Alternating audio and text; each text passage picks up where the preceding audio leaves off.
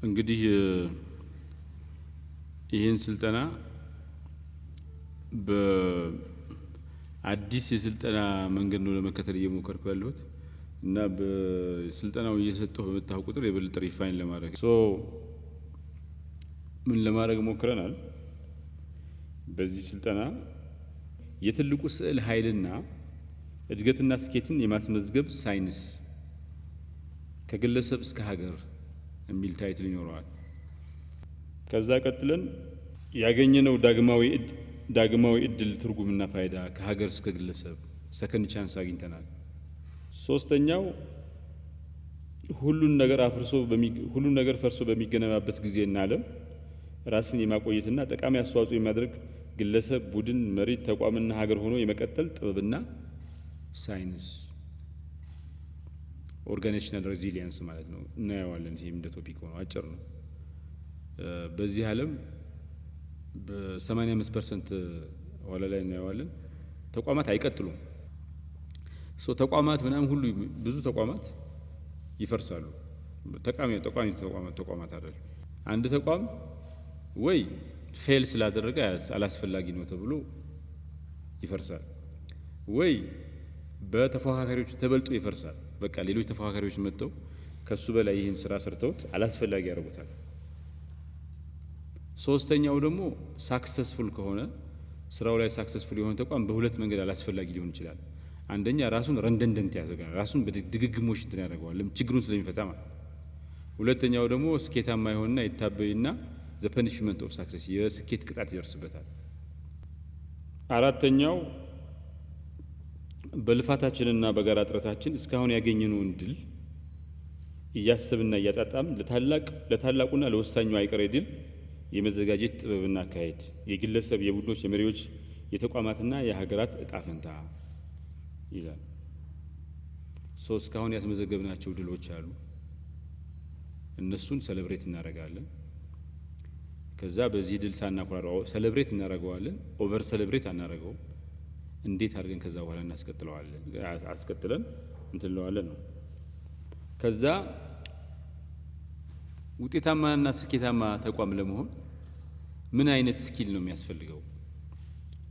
ለግለሰቦች፣ ለቡድኖች፣ ለመሪዎች፣ ለተቋማትና ለሀገራት ስኬታማ የለውጥ ጉዞ አስፈላጊና ጠቃሚ የሆኑ ችሎታዎችና እነዚህን ችሎታዎች የራስ የማድረግ እና የመላበስ ጥበቡ፣ ስትራቴጂውና የተግባራዊ እርምጃ አወሳሰዱ።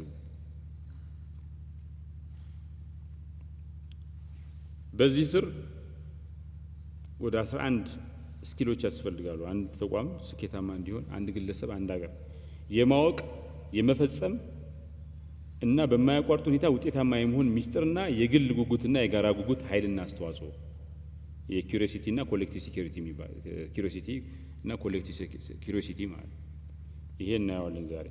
የሐሳብና የግለሰብና የማህበራዊ ምናብ ኃይልና ጥራት ለሳካ የለውጥ ምህዋር የሚያበረክቱ አስተዋጽኦ ከግለሰብ እስከ ሀገር የስኬትና የውድቀት መሰረታዊያንና የማያቋርጥና አዳጊ የሆነ ስኬትን የማስመዝገብና ውድቀትን በርትቶ የማስወገድ ስትራቴጂ ሳይንስና ጥበብ ከግለሰብ እስከ ሀገር መሪነት የመሪነት ልማትና መሪነት የሚለማባቸው ተቋማት ከግለሰብ መሪነት እስከ የስርዓት መሪነት ድረስ መሪነትን የማልማትና በቀጣይነት ብቁና ውጤታማ የሆኑ መሪዎችን የሚያፈራ ስርዓትና ተቋማዊ አሰራር ተላበሰ የመሆን ሚስጥር የሚፈታበት ቁልፍ መሆን የሚያስችል ስኬታማ የጉዞ ንድፍ መሰረታዊያን የአስተሳሰብና የእሳቤ አድማስ መሰረታዊ ለውጥና ስኬታማ የመሆን ሚስጥራት ኮሙኒኬሽንና ዘርፈ ብዙ ጥቅሞቹና አተገባበሩ ከግጭት አፈታት እስከ የሰላም ግንባታ ግብአትነት የማሳመን የማመን ኃይልና ተግባራዊ ተነሳሽነት እንቅስቃሴ በማድረግ ከወትሮ የሚያጣጥፍ ግዙፍና አድማስ ብዙ ታላላቅ ለውጦችን የማስመዝገብ አቅምን የሚያላብሱ አሰራሮችና ልምዶችን የሚያስገኙ ንቅናቄዎች የማድረጊያ ሚስጥሮች ስኬታማ የለውጥ ጥረቶች ሚስጥርን ፍለጋ ከችግር ትንታኔ እስከ የመፍትሄ ንድፍ መሰረታዊያን የመፈጸም ጥበብና ኃይል እና የትውልዳችን ዕጣ ፈንታ የጀመሩትን የመጨረስ ሳይንስና ጥበብ መሰረታዊና ሁሉን አቀፍ ለውጥን የማስመዝገብ ኃይል ለውጥን በአግባቡ እየመሩ ዳር ላይ የማድረስ ግለሰባዊ፣ ቡድናዊ፣ መሪያዊና ሀገራዊ ጥበብ ይላል። እነዚህ ሳብ ቶፒክስ ናቸው። በዚህ መሰረት ስልጠናችንን የምንጀምረው ስለ ትልቁ ስዕል በማውራት ነው። ፈረንጆቹ ምን ይላሉ? ትልቁን ስዕል ስታዩ ትንሹ ስዕል ገለል ይላቸዋል። ትንሽ ስዕል ዝም ብሎ ለጊዜው እንትን የሚል ነው። ሁሉ ጊዜ የሆነ ነገር ትንሽና ትልቅ ነገር አለው። ትልቁን ነገር አስባችሁ ከሄዳችሁ ትንሹን ነገር እግረ መንገዳችሁን ታገኛላችሁ። ትንሹን ነገር ብቻ ማዕከል አድርጋችሁ ከሄዳችሁ ግን አንዳንዴ ትንሽ ነገርና ትልቅ ነገር ይጋጫል። ትልቁ ትንሹን አይስተውም፣ ትንሹ ግን ትልቁ ሊስተው ይችላል። ስለዚህ ሁሉ ጊዜ ኮንቨርሴሽን መጀመር ያለበት ከትልቁ ስዕል ነው ማለት ነው። ለምንድን ነው ስለ ትልቁ ስዕል መነጋገር የምንፈልገው? ለምን ያስፈልጋል? ስለ አፍሌክስ ስናወራ ስለ ትልቁ ስዕል መነጋገር የሚያስፈልጋል ለምንድን ነው? ክላሪቲ ኦፍ ፐርፐዝ ይባላል። የዓላማ ግልጽነት ሲኖር አንድ ሰው በሚሰራው ስራ ላይ ዓላማ ግልጽነት ተፈጥሯል። የአንድ መስሪያ ቤት ሰራተኞች ክላሪቲ ኦፍ ፐርፐዝ አላቸው ሲባል ሰራተኞቹና አመራሩ የመስሪያ ቤቱ ዋነኛ ቪዥን ዋነኛ ራዕይ ጋር ተሰናስነዋል ማለት ነው። አላይንመንት ዊዝ ኮምፔሊንግ ቪዥን አላይንመንት አለ ማለት ነው። የዓላማ ግልጽነት ካለ አመራሩም ሰራተኛውም እያንዳንዱን ነገር ሲሰራ የመስሪያ ቤቱን ዋነኛ ራዕይ ግምት ውስጥ በማስገባት ነው ማለት ነው። እያንዳንዱ ነገር የሚመነዘረው ከመስሪያ ቤቱ ራዕይ አንፃር ይሆናል ማለት ነው። ስለዚህ ሁለቱንም ይሄ ኢንትሪንሲክ እና ኤክስትሪንሲክ ሞቲቬሽን ሰራተኛው የመስሪያ ቤቱ ፐርፐዝ ላይ የመስሪያ ቤቱ ዓላማ ላይ ግልጽነት ካለ ሰራተኛው እዛው ያለ ውጫዊ ተነሳሽነት ያገኛል። የመስሪያ ቤቱን ዓላማ ለማሳካት ሲሰራ ደግሞ የራሱን ኮል ኦፍ ላይፍ የራሱን ፐርፐዝ በዛውም ያገኛል። ዓላማ የአንድ ሰው የውስጥም የውጭም ተነሳሽነት መነሻ ይሆናል ማለት ነው። ኤክስትሪንሲክ እና ኢንትሪንሲክ ሞቲቬሽን ምንጭ ይሆናል። ሁለተኛው ሰራተኞች የመስሪያ ቤት መሪ ኃላፊዎች ይደክማሉ። በርናውት የሚባል ነገር አለ። ሰርተው ይደክማሉ እና የሰው ልጅ ድካምም ብርታትም አለ። ድካም የሚባል ነገር እንዳይኖራቸው ሰርተው የማይደክሙ እንዲሆኑ የሆነ ተራራ ላይ ደርሳለሁ ብሎ ሁሉ ጊዜ የሚሮጡ ሰዎች እንዲሆኑ ክላሪቲ ኦፍ ፐርፐዝ እንደ ነዳጅ ነው። ለሰው ልጅ እንደ ነዳጅ ሆኖ ያገለግላል። አንዳንዴ ከሩቁ የማይታይ ነገር ሲኖር ተስፋ ያስቆርጣቸዋል። ጉም ምናምን ሲኖር ማለት ቅርብ መሆኑ ካልታያችሁ ሩቅ ነገር ያለ ሩቅ ቦታ ያለ ከሩቅ ግን ዝም ብሎ ከማዶም ቢሆን እየታያችሁ የምትሄዱት እየታያችሁ ከሆነ መዳረሻችሁ እየታያችሁ ከሆነ እንደምንም ብላ እንትን ተስፋ እንትን ትላላ እየደረስኩ ያላችሁ አንዳንዴ ቅርብ መስሎ የሚታያችሁ ሩቅ ነገር ነው። በጣም ሩቅ ነው፣ ግን ስቲል ሆፕ አለ። በርናውት አንደኛ የኢንትሪንሲክ እና ኤክስትሪንሲክ ሞቲቬሽን ምንጭ ይሆናል። ውጫዊም ውስጣዊም ተነሳሽነት ምንጭ ይሆናል። መሪዎች ሰራተኞች ሰርተው ደክመው ለፍተው በቃኝ እንዳይሉ መንገድ ላይ እንዳያቆሙ ምንጭ ይሆናል ማለት ነው። ሌላው ዓላማ ምን ያደርጋል? ትብብር እና አብሮ መስራት ባህልን ያጎለብታል። ሰዎች በፐርፐዝ ክላሪቲ ኦፍ ፐርፐዝ ካላቸው አንድ ዓላማን ከተጋሩ አንድ ኮምፔሊንግ ቪዥንን ከተጋሩ ዘን የማይተባበሩበትና አብሮ የማይሰሩበት ምክንያት የለም። የተለያየ ዓላማ ሲኖራቸው ነው እንደ ሩጫ አሰልጣኝ የሚሆኑት። አንዱ ወደፊት አንዱ ወደ ኋላ የሚሉት ማለት። ስለዚህ ፐርፐዝ ሲኖር ከፉክክር ይልቅ በአብዛኛው ትብብር ይሰፍናል በመስሪያ ቤት ውስጥ። ፉክክርም ካለ በፉክክርና በትብብር መካከል ሚዛን እንዲጠበቅ ያስችላል ማለት ነው። የዓላማ ግልጽነት ሲኖር ደግሞ ይሄ ሳይኮሎጂካል ሴፍቲ የሚባላል። ቡድኖች መስሪያ ቤት ውስጥ ያሉ ቡድኖች ሪስክ እንዲወስዱ አዳዲስ ነገር እንዲፈጥሩ አዳዲስ ነገር ለመፍጠር የሚያስችል ካልኩሌትድ የሆነ ሪስክ እንዲወስዱ የስነ ልቦና መረጋጋትን ዋስትናን ይሰጣል ማለት ነው። በዚህ ሁኔታ የሚፈጠር ግጭት ካለ ግጭቱ ግሮዊንግ ኦፖርቹኒቲ ይሉታል። ግጭቱ መስሪያ ቤቱን ወደ ኋላ የሚጎት ቡድኖችን የሚያጠፋ የሚጎዳ ግለሰቦችን የሚጎዳ ሳይሆን ከዛ ግጭት የሚፈጠረው ነገር ወደፊት አስፈንጥሮ ይወጣ መስሪያ ቤቱንም ቲሞቹንም ግለሰቦችንም ማለት ግሮዝ ነው ፊውል የሚያደርገው በእንደዚህ አይነት ሁኔታ የሚመጣ ግጭት ክላሪቲ ኦፍ ፐርፐዝ በተፈጠረበት ሁኔታ የሚመጣ ግጭት መስሪያ ቤት የሚያዝን እንዲያውም ጭራሽ የእድገት እንትን ምንጭ ይሆናል ማለት ነው። ስለ ቢገር ፒክቸር ስናወራ ስለ ትልቁ ስናወራ ምን ሰራው ስራ ትልቁ ስዕል አይተን ከሆነ አንድ የተለመደ አባባል አለ። የአሜሪካ ፕሬዝዳንት ማለት ነው ሶቪየት ህብረት አስቀድማ ወደ ህዋ መንኮራኩር ልካ ነበር እና አሜሪካኖቹ እንዴት ተበለጥን ብለው በጣም ተበሳይተው ነበር ኮምፒቲቲቭ ሆነው ነበር እና በዚህ ጊዜ ፕሬዝዳንት የነበረው ይሄ ሙን ራሺራ ነው ምናምን ስፔስ ራሺራ የሚባለው የፉክክር ጊዜ ፕሬዝዳንት የነበረው ፕሬዝዳንት ኬኔዲ ነበር እና ናሳን ለመጎብኘት ይሄዳሉ። ስለዚህ እንደምታውቁት የስፔስ ፕሮጀክት በጣም ውድ ነው እና ፕሬዝዳንቱ ማየት ያለባቸው በጣም ውድ ነገር ስለሆነ ለማሳመን ነው። ሶቪየት ህብረት እንድትበጣት ከፈለጋችሁ አሁን አካክሰን ሌላ ታሪክ እንድንሰራ ከፈለጋችሁ በጀት መድቡልን ነው የሚለው። እሱን ለማሳየት ለማየት በጀቱን ከመፍቀድ በፊት ወደ ናሳ ሄዳል ፕሬዝዳንቱ ማለት በሄደ ጊዜ ብዙ ነገር አይቶ ያው ትንሽ ኤክስፔንሲቭ ነው ይሄ በጀት ብሎ አስቦ ሲወጣ አንድ የጽዳት ሰራተኛ ግቢውን እያጸዳ ያገኛል እና ፕሬዝዳንት ኬኔዲ ምን እያረክ ነው አለው። ጽዳት ሰራተኛው አይ እኔ አሜሪካዊ ጨረቃ ላይ ለማውጣት አገሬን እያገዝኩ ነው አለው። እንግዲህ ሰውየው ጽዳት ሰራተኛ ነው። ዝም ብሎ ሲያጸዳ ምናምን ትንሹን ነገር ቢያስብ በቃ ጽዳት ነው ምናምን ቢል ሊሰንፍ ይችላል። የሰው ልጅ በትንሹ ስዕል ይልቅ በትልቁ ፒክቸር ሞቲቬትድ የመሆን ባህሪ ያለው ግራንደር ኮዝ ይፈልጋል። ኮዝ ከሌለው የሰው ልጅ ያስቸግራል። መጥፎ ነገር ውስጥ የሚገባው ትክክለኛ የሆነ ትራንስፎርሜቲቭ ኮዝ ሲያጣ ኮዝ የሌለው ምክንያት የሌለው ፐርፐዝ የሌለው ሰው ከመሆን ይልቅ የሰው ልጅ ኮዝ ያለው መጥፎ ሰው መሆን ይመርጣል። ፐርፐዝ እንፈልጋለን ህይወታችን ላይ። ስለዚህ ይሄ ሰው የሚያለው ጽዳት ሰራተኛው እንግዲህ ትልቁን ነገር እያየን ነው የሚሰራው።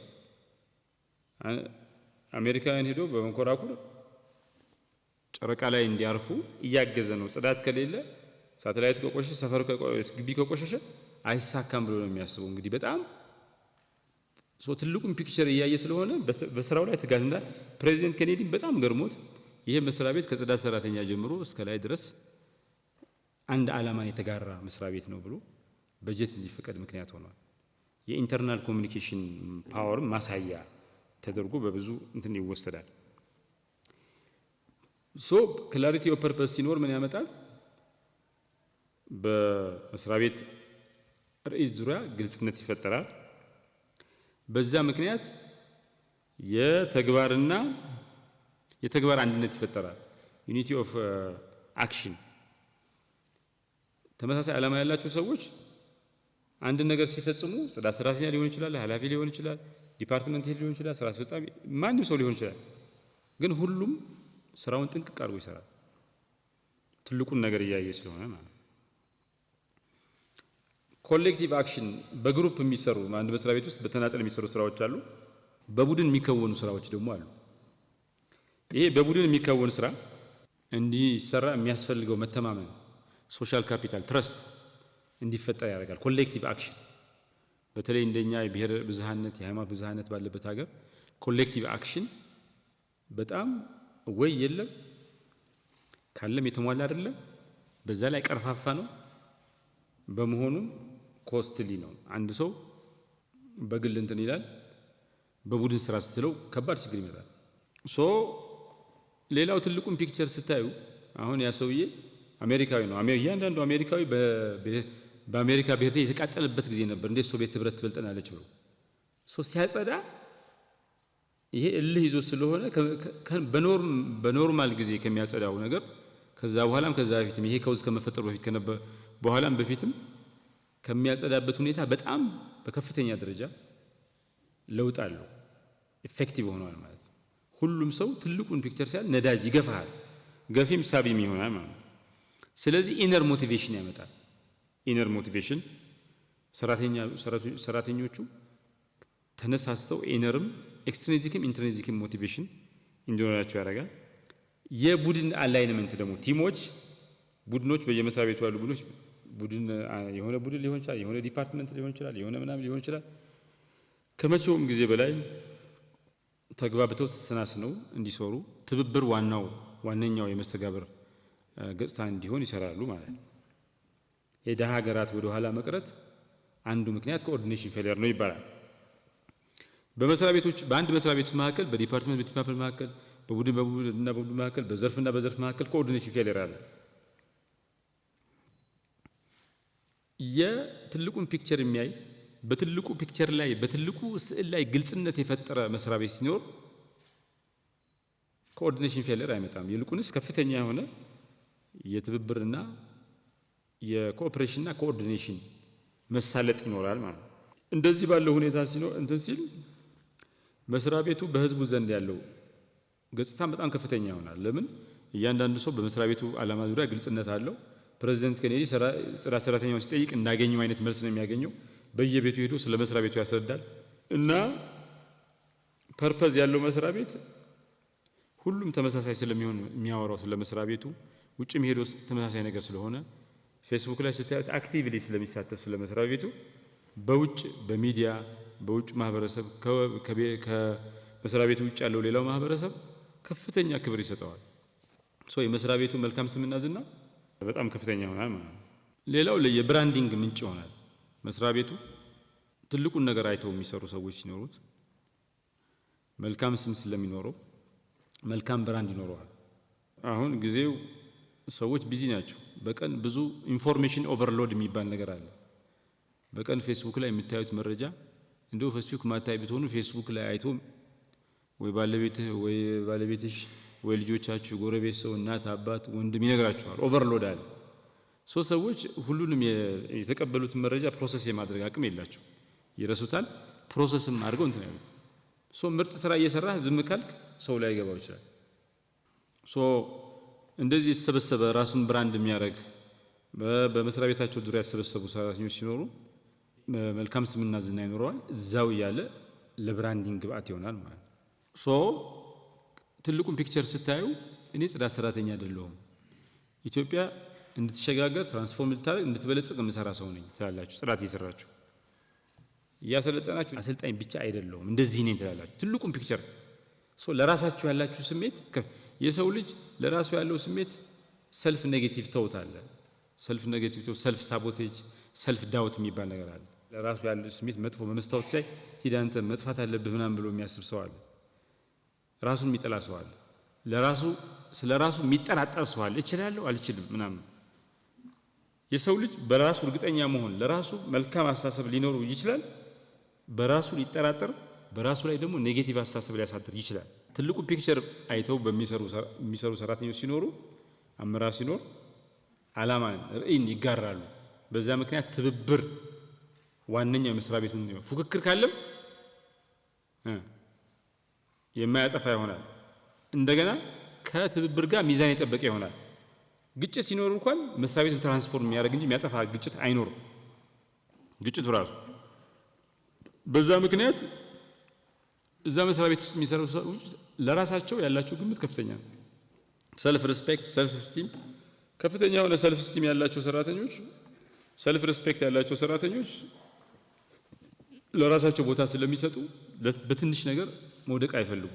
ትልቅ ነገራችን ማድረግ ይፈልጋሉ። እያንዳንዱ ሰው በግለሰብ ደረጃ ሳይኮሎጂካሊ የሚሰማው ስሜት መልካም ስሜት ለራሱ ያለው ስሜት በመስሪያ ቤቱ ፐርፎርማንስ ላይ ተጽዕኖ አለው። ጠዋት ከሰው ጋር ከባለቤታችሁ ጋር ተጣልታችሁ ምናምን ብትመጡ መስሪያ ቤት ስራ ላይ ችግር ያመጣል። መስሪያ ቤት ስትመጡ ፕሮብለም ካለ ሞቲቬትድ አትሆኑ። እንደዛ ያደርጋል ማለት ነው። ኢንስፓይሬሽን ይፈጠራል። ሞቲቬሽን ኢንስፓይሬሽን ይፈጠራል። ያ ብቻ ሳይሆን ከዚህ በላይ ደግሞ ዋነኛ ነገር አለ። የአመራር ችግር የሀገራት የውድቀትም የስኬትም መነሻ ነው። ኦፍ ኦል ፋክተርስ አገሮች የሚበለጽጉበት ኦር የሚወድቁበት ዋነኛው ምክንያት አመራር ነው። ከምንም ነገር በላይ ሰሜን ኮሪያና ደቡብ ኮሪያ ነው። ሰሜን ኮሪያ ሀብታም ነበረች፣ ሀያል ነበረች። ደቡብ ኮሪያ በጣም ኮስማና ነበረች። በጣም ትልቅ አምቢሽን ያለው አመራር መጣና ግልብጡን አወጣ። ለሰሜን ኮሪያ ውድቀት ኮንትሪቢዩት ያደረገው አመራር ነው፣ የአመራር ችግር ነው። አሁን በሀብት ስካንዲናቪያ የሚባለው አካባቢ መሬቱ ብዙ ጊዜ በበረዶ ይሸፈናል። መሬቱ ብዙ አያበቅልም። የዛሬ 300 ዓመት 400 ዓመት አውሮፓን ሁሉ እየወረሩ ያሰለቹ ህዝቦች ነበሩ። አሁን የሀብት የመረጋጋት አብሮ የመኖር የፍቅር የሰላም ሃፒነስ ኢንዴክስ የሚባለው ቁጥር 1 ናቸው። በሰው ኃይል ልማት ቁጥር 1 ናቸው። ፊንላንድ፣ ኖርዌይ፣ ስዊድን ቶፕ ራንኪንግ እንትኖች ናቸው ከሀገሮች በሙሉ። ይሄ አመራር ነው ያመጣው። ያገኙት የተለየ ነገር የለም። እንደው ነዳጅ ለምናምን ከተባለ ኖርዌይ ነች ኤክሰፕሽኗ። እዚህ ላይ ትልቁን ፒክቸር አይተን ስንሰራ የውድቀት የሀገራት የካምፓኒዎች የቡድኖች የግለሰቦች ውድቀት ምክንያት የሆነውን አመራር ግለሰብ ሲወድቅ ራሱን መምራት አልቻለም ማለት ነው። ሰልፍ ሊደርሺፕ አልቻለም ማለት ነው። አገር ሲወድቅ፣ ተቋማት ሲወድቁ፣ ቡድኖች ሲወድቁ የአመራር ችግር አለ ማለት ነው። አገሮች ስኬታማ ሲሆኑ ሲያድጉ፣ ካምፓኒዎች ተቋማት ሲያድጉ፣ ቡድኖች ሲያድጉ፣ ግለሰቦች ሳክሰስፉል እንትላል ራሳቸውን እየመሩ ነው። ሌሎቹም ተቋማቱ ቡድኖቹና አገሩ መሪ አግኝተዋል ማለት ትክክለኛ መሪ አግኝተዋል ማለት። ስለዚህ ቢግ ፒክቸሩን አይቶ የሚሰራ እንትን ሲኖር የውድቀት ምክንያት የሆነው ዋንኛው ምክንያት እንዲታከም ያደርጋል። የስኬት ምክንያት የሆነው ዋንኛው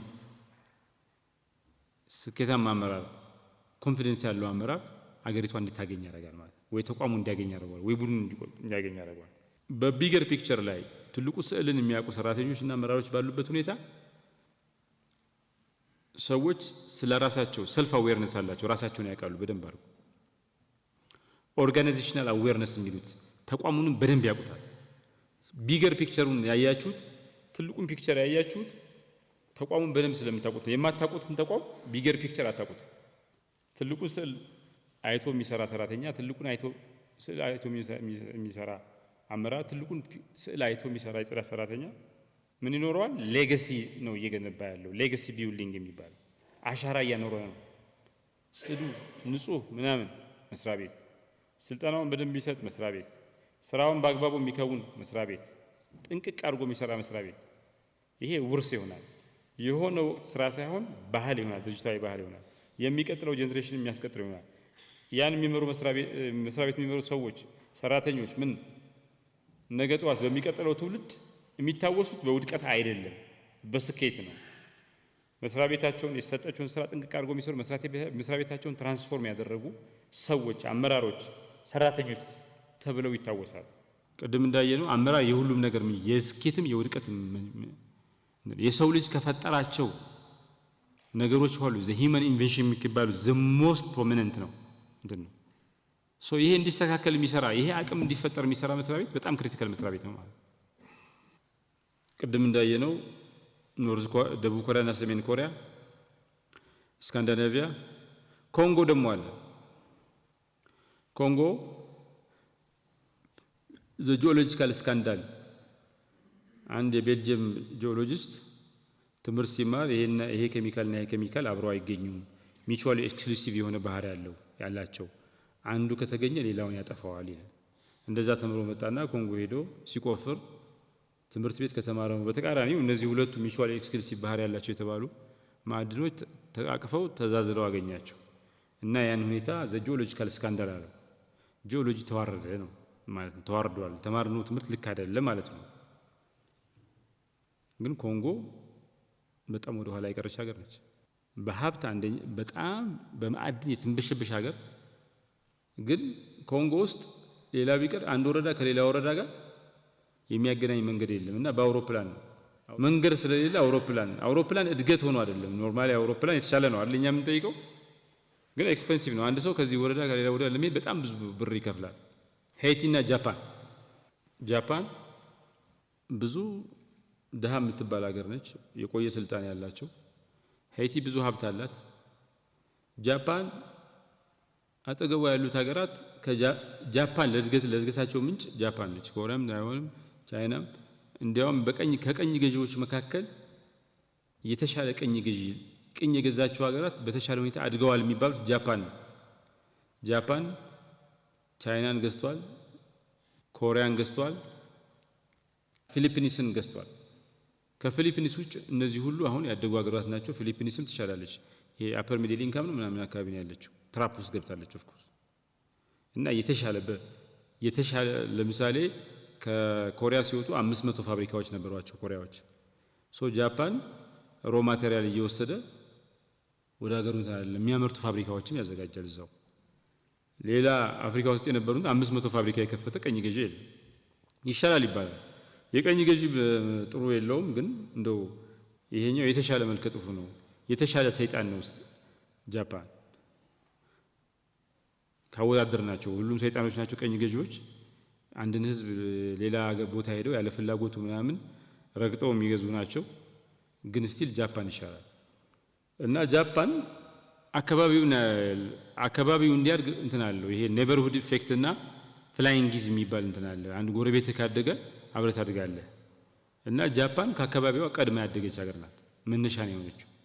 ሄይቲ ግን ከአሜሪካ አጠገብ ነው ያለችው። አሁን ሄይቲ ልክ እንደ ሊቢያ ነች። ኤርፖርቱን እንትን ታንክ ሁሉ ይሸጣል። ሄይቲ ውስጥ ገበያ ላይ ታንክ ይሸጣል።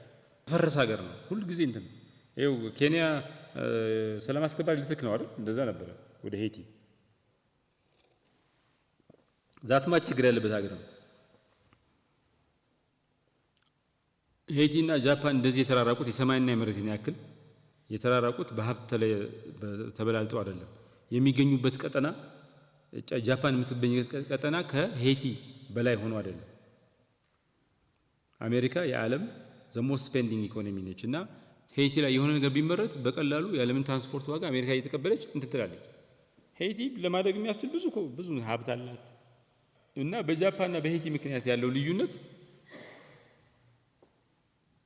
ሌላ ምንም አይደለም። የተቋማት ግንባታ ነው። ተቋም መገንባት በጣም ያደክማል፣ በጣም ይጎዳል።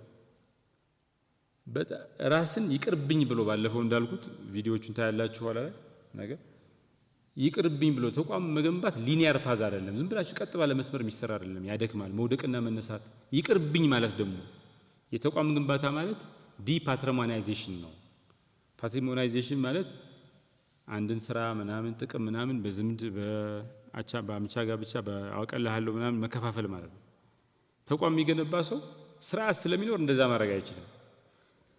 ተቋም መገንባት አለብኝ ብሎ የሚነሳ መሪ ይቅርብኝ ብሎ ነው ማለት ነው።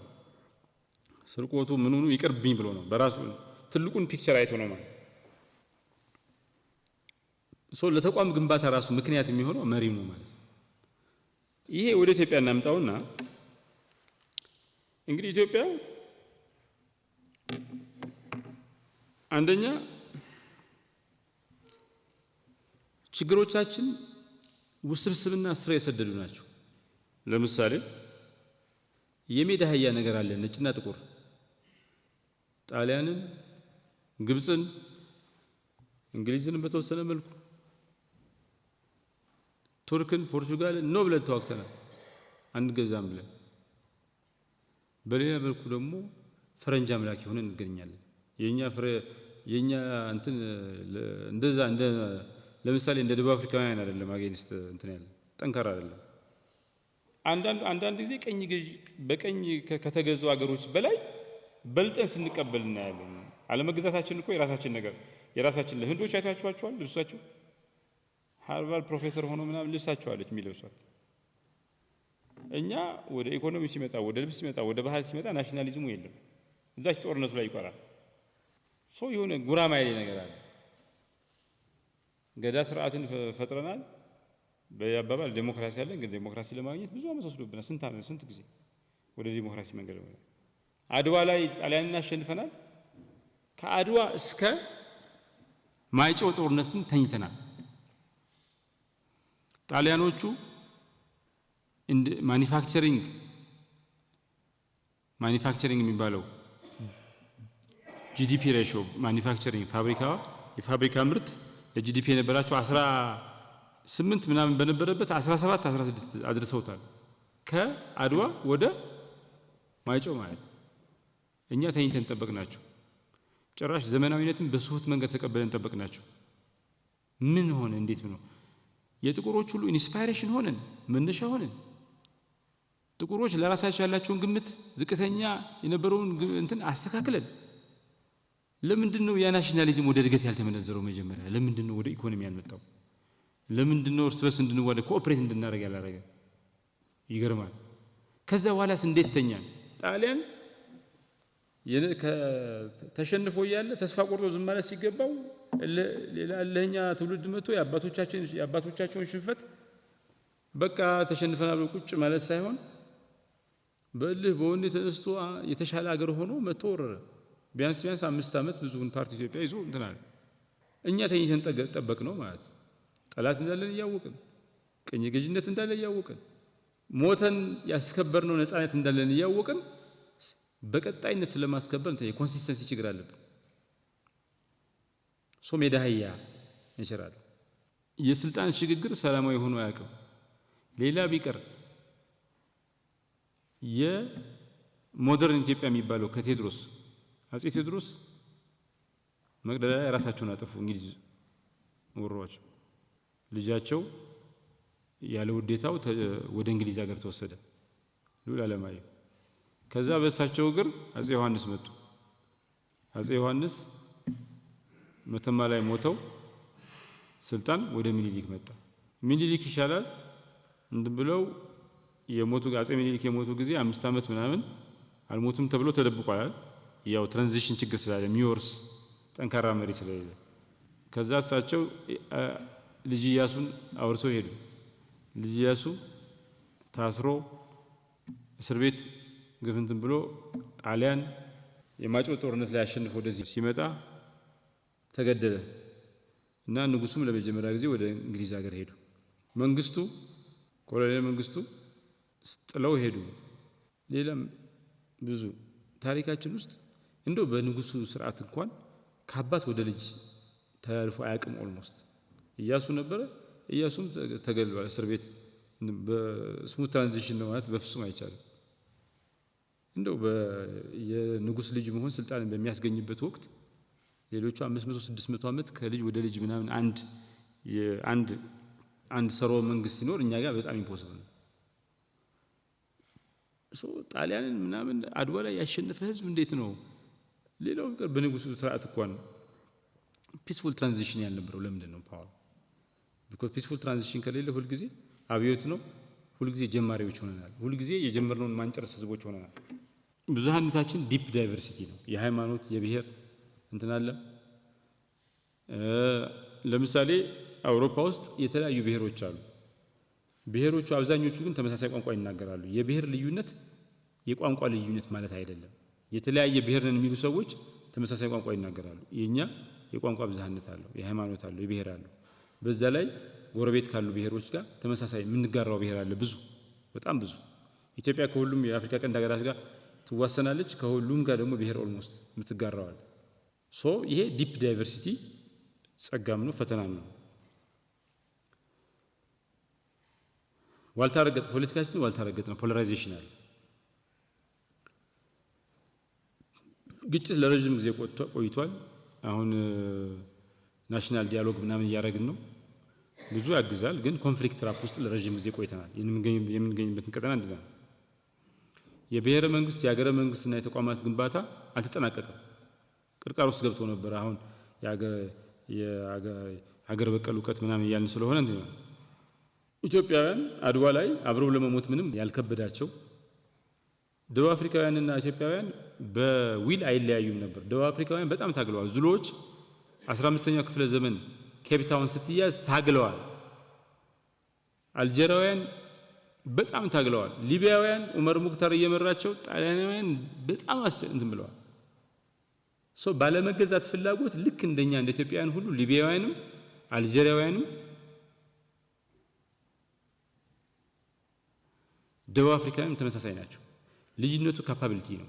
ሚኒሊክ 100,000 ሰራዊት ሬዝ አድርጎ አድዋ ላይ ሄዶ ኦርደር የጠበቀ ቼን ኦፍ ኮማንድ ያለው ሰራዊት እንትን ብሎ ከዚህ አንስቶ ቀለብ እያቀረበ አድዋ ላይ ሄዶ ስትራቴጂ አውጥቶ ጊዜ መርጦ ሲያጠቃ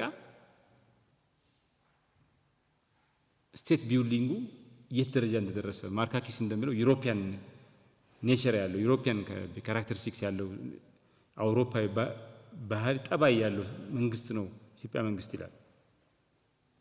የልዩነቱ የካፓቢሊቲ እንጂ የዊል አይደለም። እነሱ በቀኝ መገዛት ፍላጎት ስለነበራቸው አይደለም ታግለዋል። ግን መታገል ሌላ አቅም ሌላ ካፓቢሊቲ ነው የሚበልጠው። የኛ ካፓቢሊቲ ነው የሚበልጠው። ይሄ ካፓቢሊቲ ያለን ግን እንዴት ነው ከእድገት ያልመ እንዴት ነው የበለጸግን ያልሆን ነው? እንዴት ነው ተዋደንና ተፋቅረን መኖር ያልቻልነው? ለመሞት አንድ ላይ እንሆናለን። አብረን ለመብላት ለምንድን ነው የሚከብደን? ከባዱን ነገር አሳክተን ቋንቋ የቋንቋ ልዩነት አለ፣ የብሔር ልዩነት አለ፣ ምናምን አለ።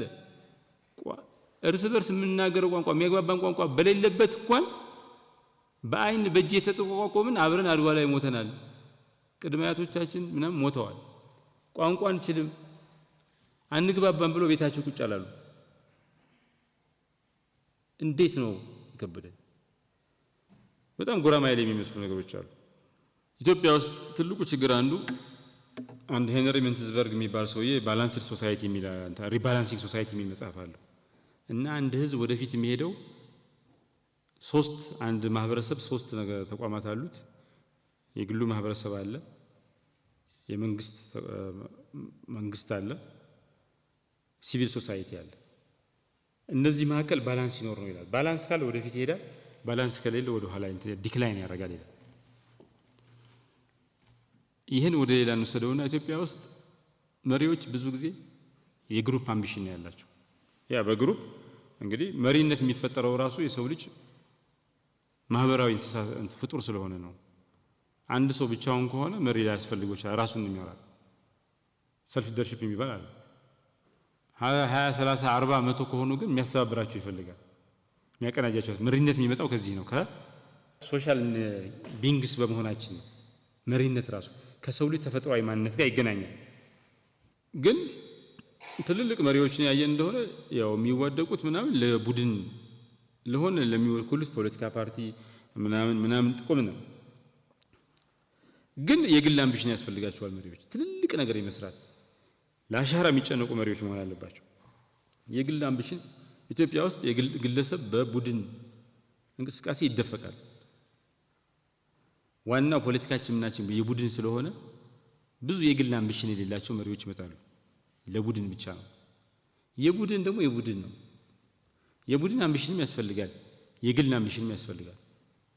የሰው ልጅ የሰራቸው ትልልቅ ነገሮች ሞቲቬትድ ይሆን በግራንደር ካውዝ ነው። ሰዎች ሰልፊሽ ናቸው፣ ለራሳቸው የተለየ ነገር አላቸው። ስሞት በምንድን ነው የምታወሰው? ትልቅ ነገር ሰርቼ መታወስ ፈልጋለሁ ምናምን የሚሉ ትልልቅ ነገሮች ምንጭ የሆኑት እንደዚህ ትንሽ ነገሮች ናቸው። ትንሽ የሚመስሉ ሰልፊሽ የሚመስሉ ነገሮች ናቸው ለብዙዎቻችን። የቶማስ ኤዲሰንና የቴስላ ፉክክር ብዙ ነገር ብሎ ቴክኖሎጂን ቀይሯል። እነሱ የሰው ልጅ ለመቀየር ምናምን ለማገዝ አይደለም ሲፎካከሩ ነው ያመጡት። ሲፎካከሩ ግን ውጤቱ ለሁላችን የሚተርፍ ነው። አሁን ላይት ባልብ ባይኖር ኖሮ አንታይም ነበር፣ እንደዚህ ጨለማ ላይ ነው የማወራው። ይሄን መብራት የፈጠረው ቶማስ ኤዲሰን ነው። ከዛ ግን መብራቱን በዲሲ ሳይሆን በዳይሬክት ካረንት ሳይሆን በኦልተርኔት ካረንት እንዲሆን ያደረገው ቴስላ ነው። ሳሙኤል ብሏል፣ ኮምፕሊመንት ተደራርገዋል። አይዋደዱም ነበር፣ በጣም ይፎካከሩ ነበር። በስራዎቻቸው ግን ኮምፕሊመንት ተደራርገዋል። አንዱ ሌላውን አሟልቶታል፣ የጎደለውን ሞልቶታል። አንድ መሪ ለረጅም ጊዜ ከልጅነቱ ጀምሮ መሪ የመሆን ፍላጎት ሲኖረው ራሱን ያዘጋጃል። መሪ ሲሆን ምን እንደሚያደርግ ያኔ ከሆነ በኋላ ምን ላድርግ ብሎ ያስብ። ቢኮዝ በግሩፕ መሪ አትሆንም። አንድ ሰው የሀገር መሪ ሲሆን አንድ ሰው ነው ወንበሩ ላይ የሚቀመጠው። የሆነ መስሪያ ቤት የዚች መስሪያ ቤት ኃላፊ ሲሆን አንድ ሰው ነው ወንበሩ ላይ የሚቀመጠው። አንለስ አይ ሃቭ አምቢሽን ምንም የለም፣ ወንበሩ ይመክናል ማለት።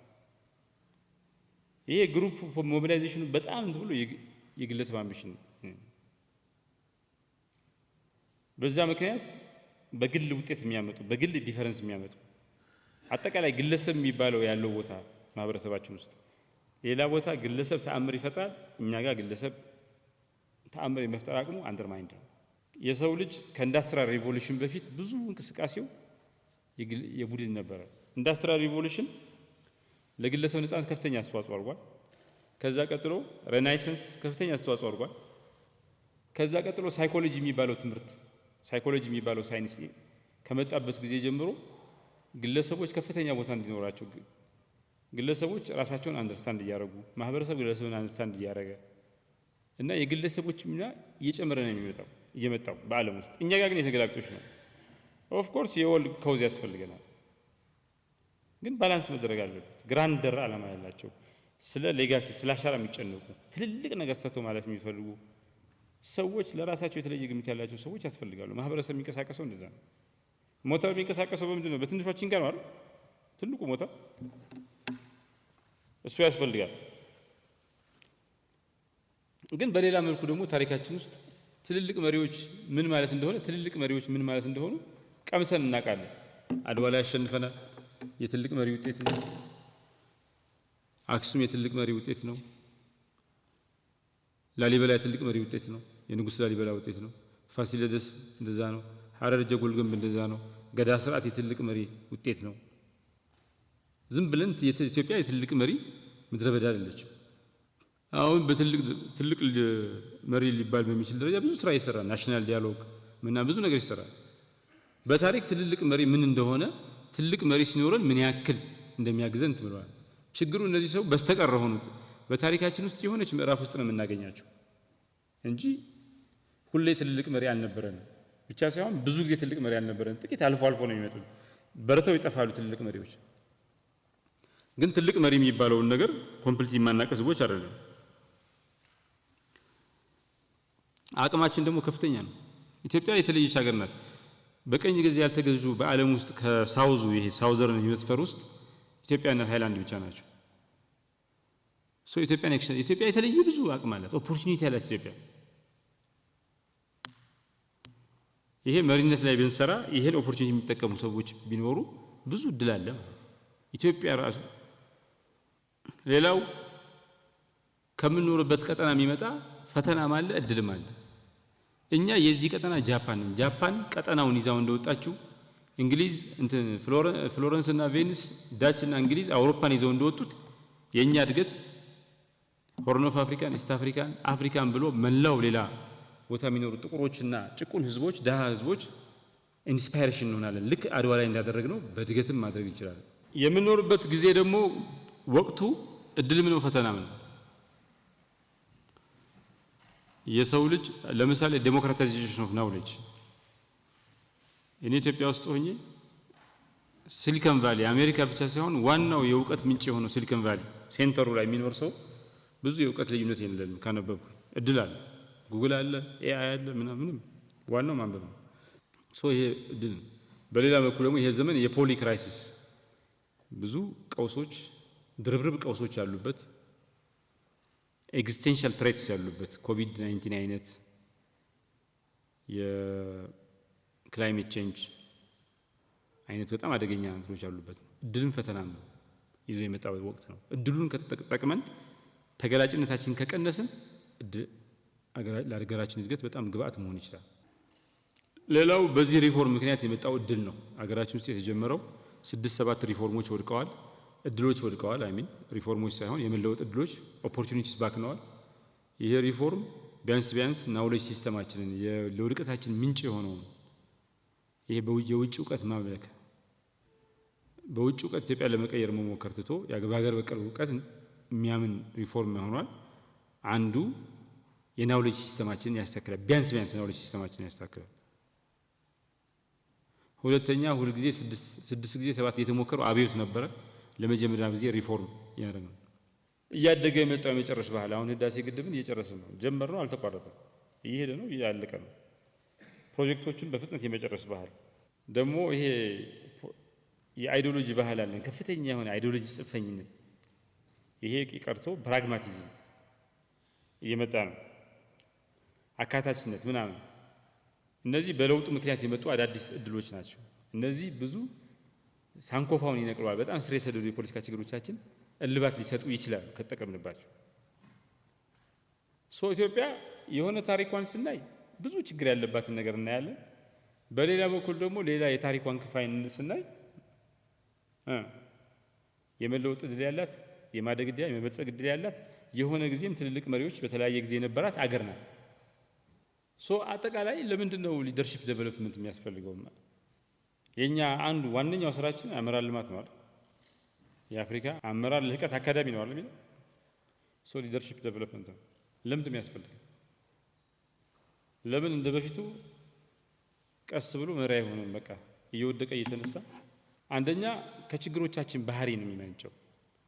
ችግሮቻችን ኤግዚስቴንሻል ናቸው ኔቸሮቻቸው። የሰው ልጅ በሙሉ እየገጠመ ክላይሜት ቼንጅ፣ ኮቪድ-19 ምናምን አይነት ችግሮች ኤግዚስቴንሻል ናቸው። የሰው ልጅ በዳች ከሎወር ሚድል ኢንካም ወደ አፐር ሚድል ኢንካም ለመግባት 270 ዓመት ወስዶባታል። አሁን ግን ፈጣን ነው ነገሩ ሁሉ ፈጣን ነው። ጊዜ አይሰጥም። ችግሩን ፈጣን ነው፣ እድሉም ፈጣን ነው። የሰው ልጅ መሪን በለመደው መልኩ በቀሰስተኛ መልኩ ይፍጠር ከተባለ መሪዎችም በተለመደው መልኩ እያጠፉ እያለሙ ለርኒንግ ከርቫቸው ሰፊ ሆኖ በረጅም ጊዜ ሂደት ብቁ መሪ ሆኑ ብንል ኪሳራው ከፍተኛ ነው። እድሎች ያመልጣሉ። የመልማት የመለወጥ እድሎች ይባክናሉ። አደጋዎች ያመዝናሉ፣ ኮስት ያደርጋሉ። የኦፖርቹኒቲው ትልቅነት ለምሳሌ 500 ዓመት በ500 ዓመት አንድ የሚገኝ ዘመን ነው ይባላል። የ500 ዓመት ኖሌጁ፣ አሰራሩ፣ ስርዓቱ፣ የምርት አመራር ስርዓቱ ኢንተርናሽናል ኦርደሩ ፈርሶ ሌላ አዲስ ስርዓት የፈረሰ ሌላ አዲስ ስርዓት የተዋቀረ ነው። ይሄን ዘመን በዋዛ ፈዛዛ እንትናል ነው ማለት ከዛ ሌላ 500 ዓመት ወደ ኋላ እንቀራለን። መሪዎች በናቹራል መንገድ ቀስ ብለው ለርኒንግ ከርቫቸው እየወደቁ እንዲያድጉ መፍቀድ ጊዜው አይፈቅድልንም። በተቻለ መጠን የሚወድቁበትን ማሳነስ ከበፊት ከሌሎች ውድቀት ተምሮ ከሳይንስ ተምሮ ምን ተምረው የማይወድቁ መሪዎች ማድረግ ነው። ሳይድሁ የሚሄዱ ሰዎች ልጆች ማድረግ ነው። ሳይድህ የሚሄድ መሪ ከተቻለ ነው። አገራት የሚፎካከሩት ከዚህ ቀደም ካቺንግ አፕ ነው። እድገት ካቺንግ አፕ ነው። ያደጉ አገራት አሉ። ያደጉትን ጆይን ለማድረግ ነው። ልክ ሩጫ 42 ኪሎ ሜትር ሩጫ ካለ አንዱ ቀድሞ የሚሄደውን ሌሎቹ እሱ ጋር ለመድረስ ነው የሚሮጡታል። እሱ ጋር ከደረሱ በኋላ ቀድሞ የሚሮጠው ከደረሱ በኋላ ነው የሚያሸንፍ የሚችሉት። አሁን ግን መላ የሰው ልጅ የሚወዳደር እርስ በርሱ ብቻ ሳይሆን እርስ በርሱም ይኖረዋል። ዋናው ፉክክር ግን የሰው ልጅና ቴክኖሎጂ ሆኗል። አሜሪካ አዲሱ ኤአይን ማሽን ለርኒንግን ምናምን በሱ ምርጥ ካልሆነች አሁን ያደገች መሆኗ ጋራንቲ የለውም፣ ወደ ኋላ ትቀራለች። ከሁሉም ከአሜሪካም ከምንም ቀድሞ እየሮጠ ያለ ቴክኖሎጂ ነው ያለው። ሁላችንም ከዚህ በፊት እድገት ማለት ያደጉት መቀጠል ነው ስራቸው፣ ያላደጉት ነው መሮጥ ያለባቸው። ያደጉትም አሁን መሮጥ አለባቸው። ቢኮዝ ያለፈውን 500 ዓመት ቴክኖሎጂ ኢሪሌቫንት የሚያደርግ የተለየ እንትን ያለው። ሌላው ኮምፕሌክስ ነው። አሁን መሪዎች ብዙ ነገር ነው የሚያስተዳድሩት። መሪዎች ማለት በፊት ጦርነት ማለት ዋን ዳይሜንሽናል ነው። እዚህ ጋር ቀጥ ያለ መስመር ይሰራል። አንደኛው ቀጥ ያለ መስመር ሲያ ፊት ለፊት ነው። ከዛ ሄዶ በጩቤ ወይ በመሳሪያ በዚህ በቁመ ጠብቀኝ ነው የሚዋጋው። እና ጦርነት ማለት አየር አለ፣ ባህር አለ፣ እግረኛ አለ፣ መሳሪያ እንትን አለ፣ አልትራሪ አለ፣ ከባድ መሳሪያ አለ፣ ድሮን አለ፣ ኢንፎርሜሽን ዋርፌር አለ፣ ሳይኮሎጂካል ዋርፌር አለ። የጦርነት የሚመራ ሰው ውስብስብ ብዙ ነገር ነው የሚመራው። አሁን ኢኮኖሚ ማለት ዲጂታል ኢኮኖሚ አለ፣ ክፍያ ክሪፕቶ ካረንሲ ምናምን አለ፣ ስፔስ ኢኮኖሚ አለ። ብዙ ነው። 500 ሳን ፍራንሲስኮ ውስጥ 500 ሰው አልባ ታክሲዎች አሉ። ኮምፒውተር ነው ትነግረዋለህ፣ ምንም ሰው የለም፣ አድርሶ ይመጣል። ውስብስብ ነው። ሊደርሺፕ ኮምፕሌክስ ነው በጣም። ዓለም አንድ መንደር ሆናለች። ኮምፕሌክስ ነው። አንዱ ሌላውን በከፍተኛ ደረጃ የውጭና የውስጥ የሚባለው ሀገር ውስጥና በፊት ዋናው የሀገር ውስጥ ሁኔታ ነው። የውጩ እንትን ነው ይባላል። አሁን እኮ የሀገር ውስጥና የውጭ የሚባለው ግድግዳው ፈርሷል እኮ። የውጩ ወደ ውስጥ ይገባል፣ የውስጡ ወደ ውጭ ይሄዳል። በጣም ተጽዕኖ እንትን እንላለን። ኮቪድ-19 የሆነ ቦታ ወይ ቻይና ወይ ኮንጎ ተመጣ ተባለ፣ ከዛ ዓለምን አዳረሰ። ሁላችንም ሳልናል።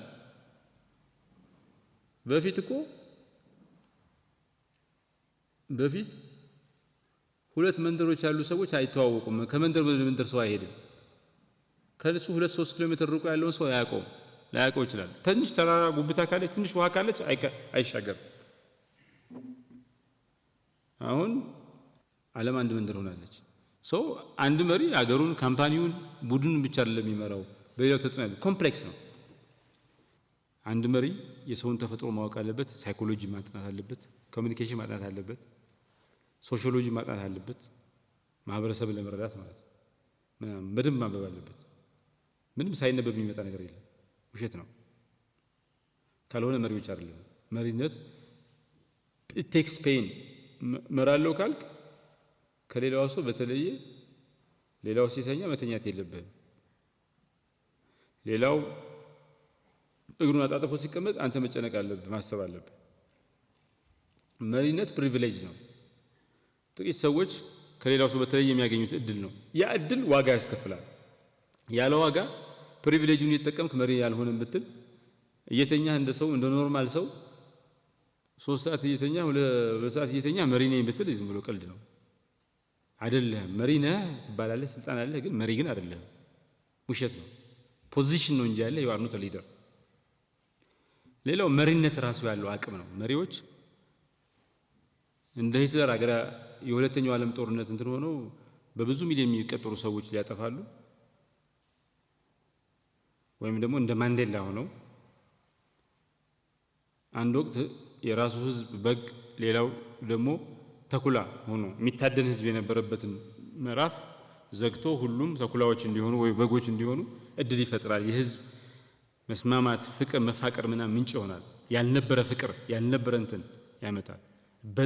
በድቅድቅ ጨለማ በጥላቻ መካከል ፍቅር፣ አብሮ መኖር፣ መተሳሰብ፣ ኮኦፕሬሽን እንዲነግስ ያደርጋል። የሌለን ነገር ኢንቨንት ያደርጋል። አዲስ ሲቹዌሽን፣ አዲስ ሪያሊቲ ኢንቨንት ያደርጋል። መሪነት ተአምር መፍጠር ይችላል። ሚራክለስ ነው። አሴም ታይም ስተት ከሰራ ኤግዚስቴንሻል የሆነ የህልውና ጥያቄ የሚያጭር አደጋ ሊያመጣ ይችላል። ተአምር ሊፈጥር ይችላል። ኦር ለአንድ ህዝብ መጥፋት ምክንያት ሊሆን ይችላል። አንድ ተቋም መፍጣት ምክንያት ሊሆን። አሌክዛንደር ዘ ሰከንድ ኤክሰፕሽን ነው ለግሪኮቹ። ከዛ በኋላ እንደዚህ አይነት መሪ አላገኙም። ዛሬ ግሪክ አውሮፓ ህብረት አይተናል። ወጣ እንትን ብላ ሊባረር ተብሎ ቤላው ተደረገች ምናምን። ያ ግን አሌክዛንደር ዘ ሰከንድን የመሰለ አሌክዛንደር ዘ ግሬትን የመሰለ ትልቅ መሪ የነበራት ነች ግሪክ። አሁን በመሪነት እንደዚህ ቀውስ ውስጥ ልትገባ ማለት የአፍሪካ የአውሮፓ መሳቂያ ልትሆን ማለት። ትልልቆቹ ቲንከሮች እና አርስቶትል እና ሶክራተስን ያፈራች ሀገር ናት።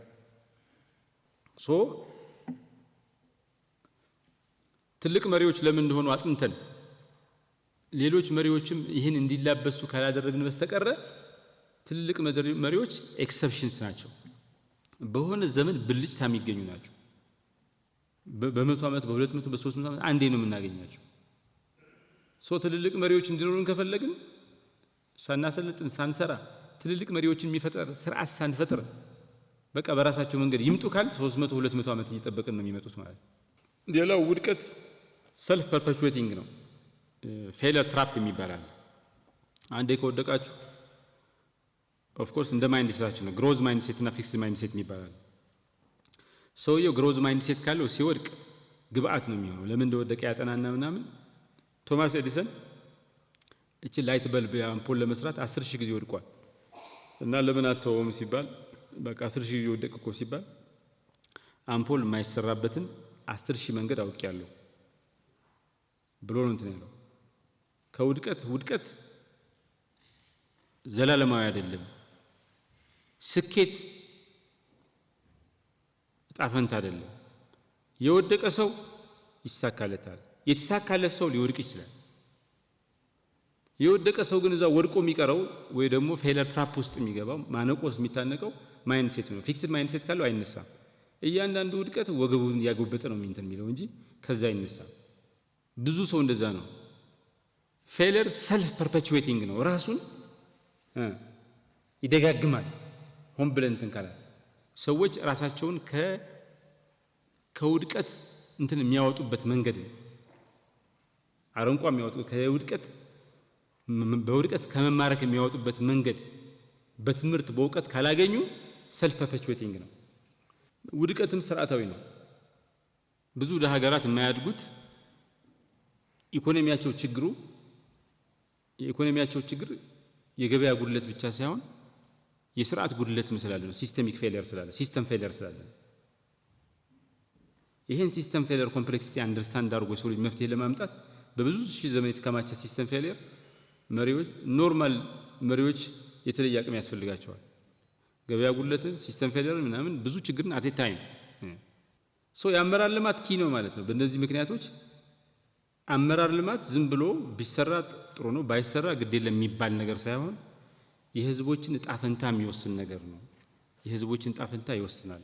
ወይ ይበለጽጋሉ ወይ ወደ ኋላ ይወድቃሉ፣ ተንሸራተው ይወድቃሉ፣ ወይ ስታግኔት ያደርጋሉ፣ ባሉበት ይቆማሉ፣ ይቸከላሉ ባሉበት፣ ወይ ወደፊት ይገሰግሳሉ፣ ጭራሽ ደግሞ አንዳልጧቸው ተንሸራተው ሊወድቁ ይችላሉ። ስኬታማ አመራር ልማት ወደፊት ይወስዳል፣ ሀገሮችን፣ ካምፓኒዎችን፣ ቡድኖችን ይወስዳል። የአመራር ልማት ፕሮግራም የሌላቸው ህዝቦች ወደ ስታግኔት ያደርጋሉ ወይ ደግሞ ዲክላይን ያደርጋሉ። ኦር ትክክለኛ አመራር ልማት መንደፍ ያልቻሉ ሀገሮች ደግሞ እንትን የት ነው ያለ ነው? the liminal stage and liminal spaces ይባላል። ይኸውልህ ሴትዮ ታያቷላችሁ እዚህ ጋር ነበረች። አሁን ይሄን አልፋ ለመሄድ እየሞከረች ነው፣ ግን ግድግዳው ጋር ገብታለች። ገና እየገባች ነው። የሆነ አካሏ ገብቷል፣ ግን አብዛኛው ውጭ ነው ያለው። liminality limen ከሚባል የጣሊያን ቃል የመጣ ነው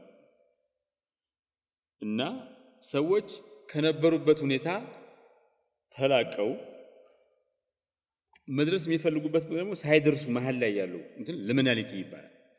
አንድ ሰው ተሲሱን አስረክቧል፣ መመረቂያ ጽሁፉን አስረክቧል፣ ግን ገና አልተመረቀም። መደረሻ መመረቂያ ነው አይደል? ዝም ብሎ ግን አልተመረቀም፣ ግሬድ አላለፈም። liminality ይባላል፣ መሃል ላይ ያለ። ሶሳይቲስ liminality የሚባለው የሆነ ኦርደር ኮላፕስ ያደርግና ከሱ ለመውጣት እንቅስቃሴ ጀምረው ሙሉ በሙሉ ከኮላፕስ ኦፍ ኦርደር አልወጡም፣ መደረሻቸው ላይ አልደረሱ። liminality ጥቅም ላይ ከዋለ ፐሬድ ኦፍ አንሰርቴኒቲ ነው። liminality ነገሮች ሁሉ ወይ የበፊቱን አልሆንም ወይ አዲሱን ሙሉ በሙሉ አልተላበስ ነው። ይሄ ፐሬድ ኦፍ አንሰርቴኒቲ የሰው ልጅ ሰርቴኒቲ ስለሚወድ ቶሎ መውጣት ይፈልጋል። liminality ግን የብዙ ሰዎች የብዙ ተቋማት የብዙ ምናምን የእድገት ምንጭ ነው። this period of uncertainty gives birth to a significant push for transformation ከተቀማችሁበት ነው። ለምን ህግ የለም ገና አልተቋቋመም። ፍሌክሲቢሊቲ አለ። ሁሉም ሰው ጆይን ያደርጋል፣ ቀድሞ የገባ የለም። የፈለጋችሁ ለመፍጠር የሚያስችል ምቹ ሁኔታ አለ። ብዙ ችግር አለ፣ ብዙ ስብስብነት አለ፣ ብዙ ኮንፊዥን አለ። liminality የራሱን ቆቅልሻል። ስራ ስታጡና ሌላ ስራ እየፈለጋችሁ ያለ liminal period ነው። አዲስ ነገር ስትጀምሩ liminal period ነው። ፕሮጀክት ለመጀመር ወስናችሁ ገና ላውንች ለማድረግ መንገድ ላይ ያላችሁ liminal period ነው።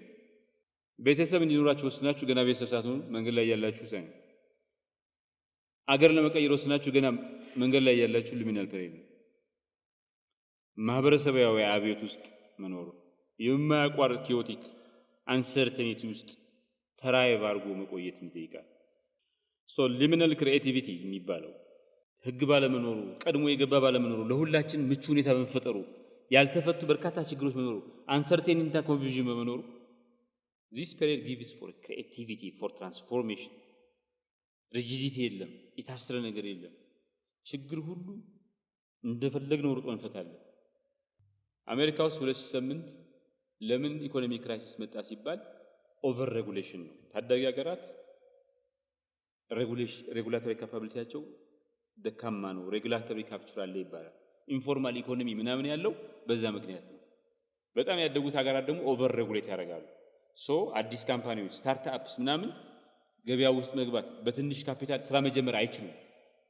ዛስ ዋይ ካሊፎርኒያ ለአሜሪካ ካሊፎርኒያ ኢዝ ኤክሰፕሽን።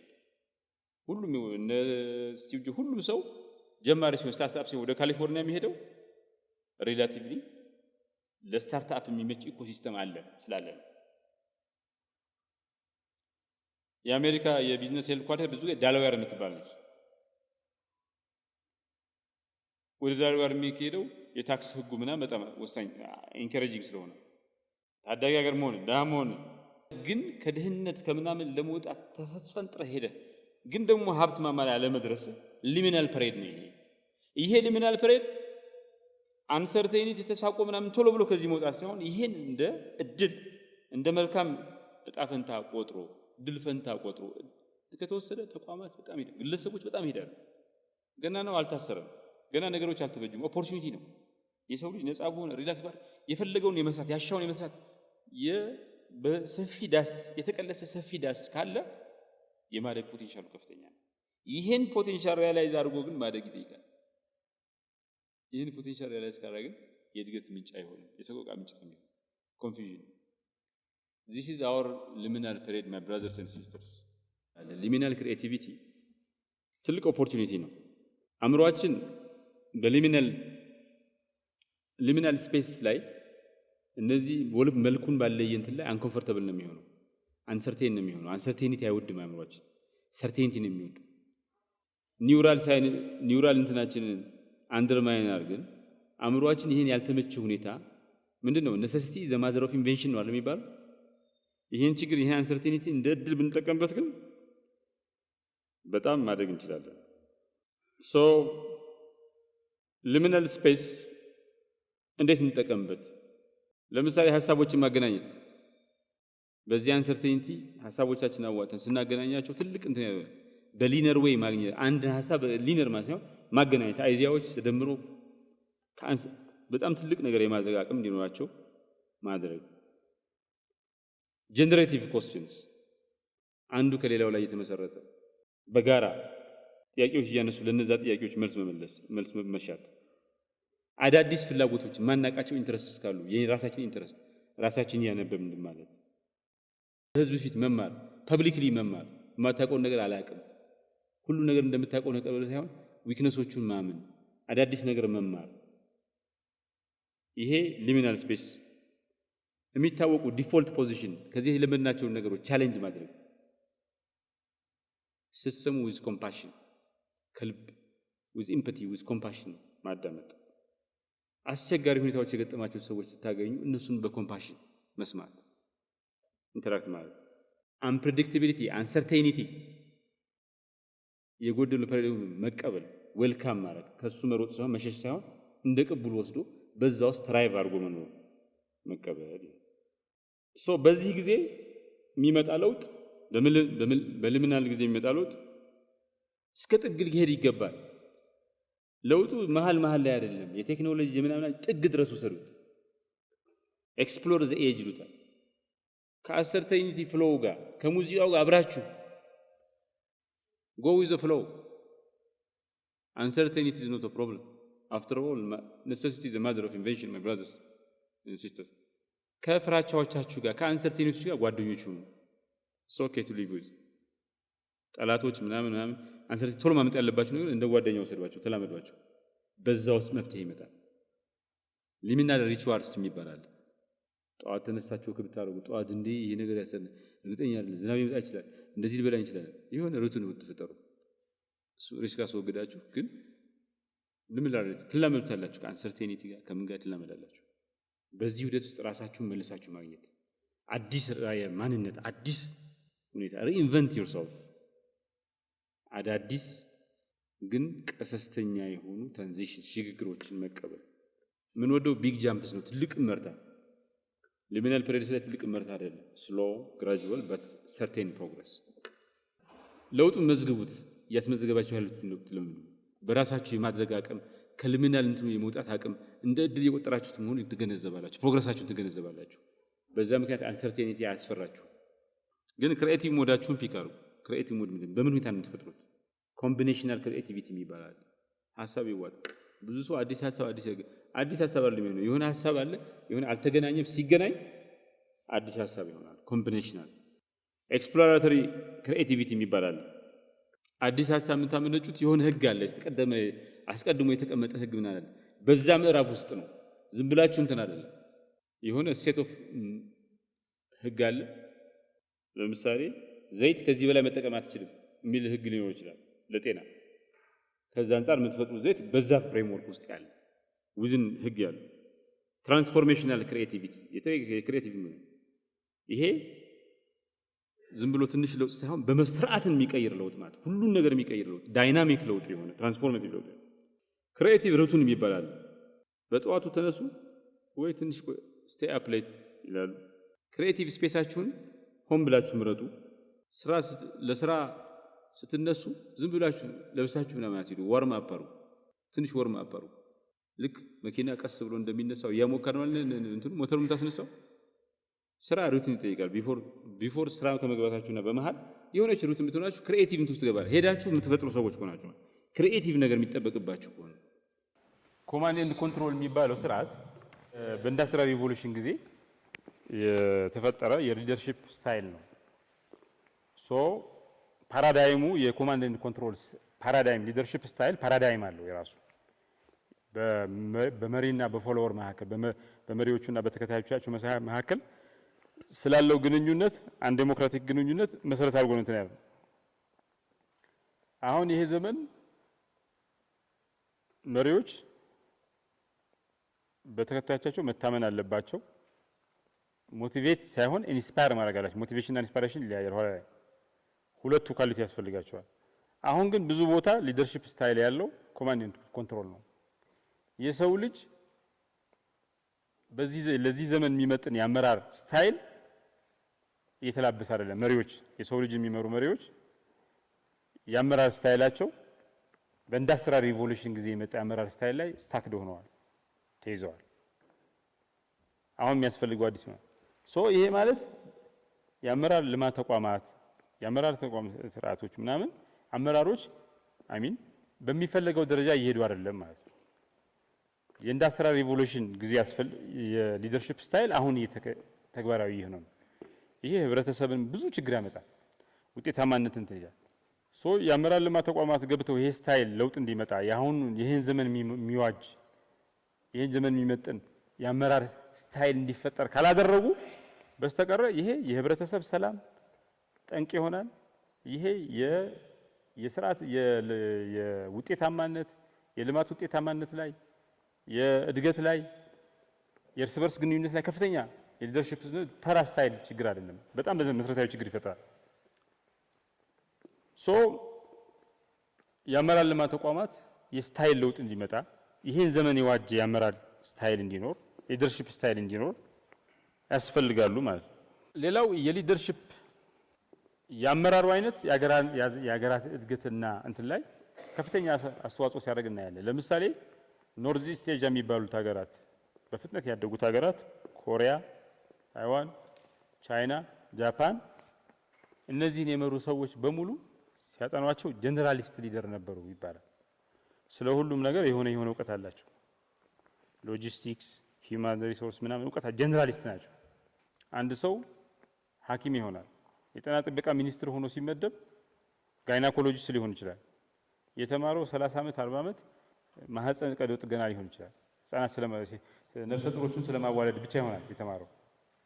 ግን ህብረተሰብን ትራንስፎርም የማድረግ የቤት ስራ ውስብስብ ስለሆነ ብዙ ነገሮችን አቴታይም መስራት ስለሚያስፈልግ አሁን የጤና ጥበቃ ሚኒስትር የሆነ ሰው ጋይናኮሎጂስት ነው እንበል።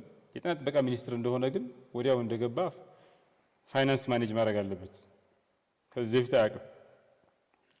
ሂውማን ሪሶርስ ማኔጅ ማድረግ አለበት።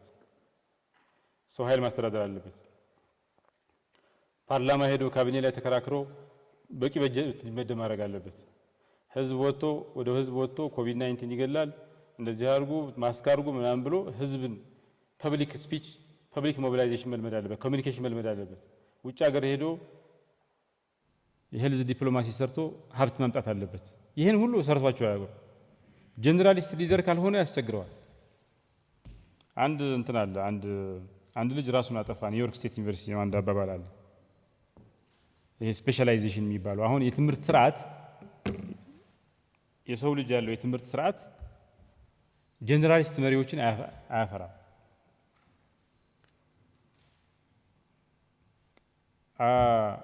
አንድ እስከ 7 ስትማር ለምሳሌ እንበልና ጀነራል ነው። 9ኛ ክፍል ስትገባ አርት ሶሻል ሳይንስ ብለህ ትመርጣለህ። ዩኒቨርሲቲ ስትገባ ሶሻል ሳይንስ ሎው ምናምን ብለህ ማኔጅመንት ብለህ ትመርጣለህ። ማስተር ስትገባ ትጠባለች። ፒኤችዲ ስትገባ አንዲት ነገር ናት። ስፔሻሊስት ነው። ህዝብ ግን ሁሉም ነገር ትራንስፎርም ማድረግ ይጠይቃል።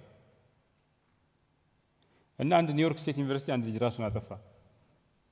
ከዛ ይሄ ሰውዬ ለምን አጠፋ ራሱን ለምን አጠፋ ተብሎ ጥናት ለማለት ፖሊሱ መጣና ቆይ አሻራ ላነሳ ነው የራሱን ያጠፋበትን ገመድ እንዳትነኩ ምናምን ብሎ ኤቪደንስ ይሄ ለፍርድ ቤት የሚቀርብ ማስረጃ መሰብሰብ ጀመረ። ለወየሩ ደግሞ መጣ። ይሄ ሰውዬ ጣሰው የትኛውን ህግ ነው ብሎ ፔናል ኮዱን ማገላበጥ ጀመረ። ሳይኮሎጂስት መጣ። ይሄ ልጅ ራሱን ከማጥፋቱ በፊት ምን እያሰበ ነበር? ማስታወሻ ጽፏል? ስልክ ደውሏል? እስኪ ነው ስነልቦናው ለማረጋገጥ ነው። ሶሺዮሎጂስት መጣ። ይሄ ልጅ ራሱን የመጣበት ማህበረሰብ ራስን ስለማጥፋት ያለው አንደርስታንዲንግ ነው። ያንድን ሰውዬ ሞት ለመረዳት እንኳን እነዚህ አራቱ ሙያዎች በቂ አልሆኑም። ፖሊሱም፣ ለወየሩም፣ ሶሺዮሎጂስቱም ሳይኮሎጂስቱም በቂ አልሆኑም። እንኳን አገር ማለት የትምህርት ስርዓታችን ይሁን በሆነች ነገር ላይ ስፔሲፊክ እያደረግን ለመሪነት የሚያበቃ አይደለም። ከመሪነት ጋር በፍጹም ያፋታ ነው። ይህን ካሪኩለም የትምህርት ስርዓት ዊክነስ የሚያካክሱ መሪዎችን የሚያበቁ ጀነራሊስት እንዲሆኑ አንድ ነገር ሲያደርጉ ባለሙያም ይሄ ዘከርስ ኦፍ ኖውሌጅ ወይ ደግሞ ይሄ ምንድነው ዘ ታይራኒ ኦፍ ኤክስፐርትስ የሚባለው አንተ የሆነ መስሪያ ቤት ተመድበህ ምንም ማታውቅ ከሆነ ኤክስፐርቱ ይጫወትብሃል። ይሄ ሰውዬ እኮ በቃ የመስሪያ ቤቱ መሪ እኮ አይደለም ኤክስፐርቶች ናቸው ይባላል። ቢኮዝ የማታውቀው ከሆነ ይጫወትብሃል። የሆነ ፕሮፌሽናል ጃርገን ቃል ይጠቀማል፣ ትፈርምበታል፣ አትመራው። ግን if you have a little bit knowledge about everything እንደዛ ይሆን you will be in charge። ግን የትምህርት ስርዓታችን የሥራ መስካችን ምናምን እንደዚህ የሚያደርግ አይደለም። የትምህርት ስርዓቱን ስራ ትማራለህ፣ ስፔሻላይዝ ታደርጋለህ፣ በዛች ሙያ ትመደባለህ፣ ትሰራለህ። ከዛ መሪ የመሆን እድል ይኖርሃል። ይሄን ክፍተት መሪው ሰዎችን የሚያዘጋጁ መሪ ከመሆናቸው በፊት የሚያዘጋጇቸው መሪ ከሆኑም በኋላ ይበለጠ ስለ ብዙ ነገር ሲስተሚክ አንደርስታንዲንግ ያላቸው ሰዎች እንዲሆኑ እንትን መሪነት ሶስት አይነት ነው የሚባለው። ሰዎች ራሳቸውን ይመራሉ፣ ከዛ ቀጥሎ ተቋምን ይመራሉ፣ ከዛ ቀጥሎ ሶስተኛ ስርዓትን ይመራሉ። ሲስተሚክ ሊደርሺፕ፣ ፐርሰናል ሊደርሺፕ ኦር ሰልፍ ሊደርሺፕ፣ ኦርጋናይዜሽናል ሊደርሺፕ እና ሲስተሚክ ሊደርሺፕ ነው። ሶስት ነው። የትምህርት እና ኖርዝ ኢስት ሀገሮች እንዲያድጉ በከፍተኛ ፍጥነት ከሌላው ዓለም እነ እንግሊዝ 480 ዓመት የወሰደባቸውን የካፒታሊስት ትራጀክተሪ ግሮዝ ፓስ በ40 ዓመት እና በ50 ዓመት እንዲያሳኩ ያደረጋቸው አንዱ መሪዎቻቸው ጀነራሊስት ስለሆኑ ነው ይባላል። ምን አይነት መሪ እንዳለ እድገትህን ይወስነዋል፣ ፍጥነትህን ይወስነዋል። if you have a generalist leader በከፍተኛ ፍጥነት ልትጠር ይችላል። if you have የሆነ ስፔሻል አንድ ነገር ብቻ የሚያውቀው እንትን በታሪያን ኦፍ ኤክስፐርት መሪ መሆን አይችልም። ኤክስፐርቶቹ ከታች ነው የሚመሩት። ስለማያውቅ ብዙ የማያውቀው ነገር ስለሚኖር ወይ ውሳኔ አይወስንም እየፈራ ከወሰነም ትክክለኛ ውሳኔ አይወስንም ኦር ተንኮለኛ ባለሙያ እንትን በታሪያን ኦፍ ኤክስፐርትስ እንትን ይሆናል። ሌላው ለርኒንግ ከርቭ ነው። መሪ ሰዎች በኖርማል ትልቅ መሪ ሆኑ ብንል ለማደግ ረጅም ጊዜ ይወስድባቸዋል። አንድ ጀነራል ዝም ከተባለ እንትን የሚማረው ከባድ ከታች ጀምሮ ትክክለኛ ወታደራዊ መሪ የሚሆነው ስህተት እየሰራ ሰዎች እያለቁበት ነው። ስህተቱ ዝም ብሎ አይደለም፣ በሰዎች ህይወት ላይ ነው። አንድ ጀነራል አሁን ጀነራል ሲደርስ ያለው እውቀት ኮሎኔል እያለ ቢኖረው ኖሮ የብዙ ወታደሮችን ህይወት ያተርፍ ነበር። ለርኒንግ ከርቭ ማተርስ። አንደኛ ረጅም ጊዜ ይሆናል። ህብረተሰብ ችግር ላይ ከሆነ ድህነት ላይ ከሆነ ይቆያል ማለት ነው። ከችግር መውጫ መንገዱ በረዘመ ቁጥር ችግር ላይ ይቆያል። እንደዛ ብቻ ሳይሆን ችግር ላይ በቆየ ቁጥር ዋጋ ይከፍላል። ለርኒንግ ከርቭ በጣም እንትን ነው። ትምህርት ቤቶች የሚያስፈልጉት ማለት ሊደርሺፕ አካዳሚ ኢንስቲትዩትስ ምናምን የሚያስፈልጉት ለርኒንግ ከርቭን ለማሳጠር ነው። የሰው ልጅ ስህተት ሳይሰራ ከሌሎች ስህተት ከቲዮሪ ምናምን ተምሮ እሱ ቢያንስ አዲስ ስህተት ይሰራል እንጂ የነበረውን ስህተት አይደግምም። ስለተማረ ማለት አዲስ ስህተት ይሰራል። ሌላው ፊውዳሊዝም ከጠፋበት ጊዜ ጀምሮና ዴሞክራሲ የተስፋፋ በመጣበት ኦቶሪታሪያኒዝም አምባገነንነት የጠፋ ዴሞክራሲ ያቆጠቆጠ በመጣበት ጊዜ ሁለት ነገር ተፈጥሯል። አንደኛ ማንም ሰው መሪ መሆን እድል አግኝቷል። ፊውዳሊዝም በእንትን ነበረ፣ በዘር ነበር የሚሆነው። አሁን እንደዛ አይደለም። ሁለተኛ አምባገነን በሆነ መንገድ ስልጣን ያዘ። አሁን በምርጫ ነው። ኤቭሪባዲ ቴዎሬቲካሊ ኤቭሪባዲ እድል አለው። አትሊስት ከዚህ ቀደም ከነበረው ኦባማ የምንም ልጅ አይደለም። ኦባማ ጥቁር አባቱ የሁሴን ልጅ ነው። እንደነ ሉተር እንኳን የዛሬ 5-6 ጀነሬሽን በፊት ወደ አሜሪካ ሄደ። አባት ሰው አይደለም የወለደው። ፈርስት ጀነሬሽን ኬንያን ነው። ከኬንያ ሄዶ ለትምህርት ወልዶ ኦባማን ወልዶ ወደ ሀገሩ የተመለሰ ሰው ነው። እንዲያውም እዛም አልኖረም። የዛ ልጅ ነው ፕሬዝዳንት ሆነ። ይሄ የአፕዋርድ ሞቢሊቲ አንድ ህብረተሰብ አንድ ሰው ከላይ ወደ ታች እንግሊዞቹ አፕዋርድ ሞቢሊቲ የላቸውም ይባላል። አሪስቶክራሲ ምናምን ፋሚሊ ስለሆነ ለምሳሌ የእንግሊዝ ፕራይም ሚኒስተር ከአንድ ነው ከሁለት ውጭ በሙሉ ኦክስፎርድ የተማሩ ናቸው። የት ትምህርት ቤት መማር ራሱ ማተር ያደርጋል። ሶ አፕዋርድ ሞቢሊቲ ወደ ኦክስፎርድ የምትሄደው ደግሞ የማን ልጅ ስትሆን የሀብታም ልጅ ስትሆን ነው። ብዙ ጊዜ የአሪስቶክራት ፋሚሊ ስትሆን ነው። ሶ አፕዋርድ ሞቢሊቲ የለም ማለት ነው። ድሃ ሆኖ ሀብታም የሆነ ሀብታም ሆኖ ድሃ የሆነ እንትኑ ሞቢሊቲ ሀብታም እዛው ሀብታም የሆነ ይቆያል፣ ድሃውም የተወሰነ ነገር እዛው ሆኖ ይቆያል። አንድ ህብረተሰብ አፕዋርድ አሜሪካ ከፍተኛ የሆነ አፕዋርድ ሞቢሊቲ አለ። የሀብታም ልጅ ድሃ ይሆናል፣ የድሃ ልጅ ሀብታም ይሆናል። አዲስ ሀገር ስለሆነ ማለት ነው። ሶ በዴሞክራሲና አፕዋርድ ሞቢሊቲ ከፍተኛ ሲሆን ምን እድል ፈጥሯል?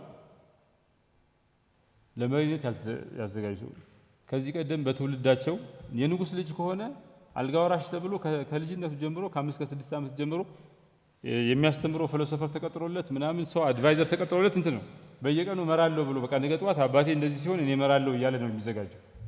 አሁን ከሆነ ገጠር መጥተህ መሪ ልትሆን ነው።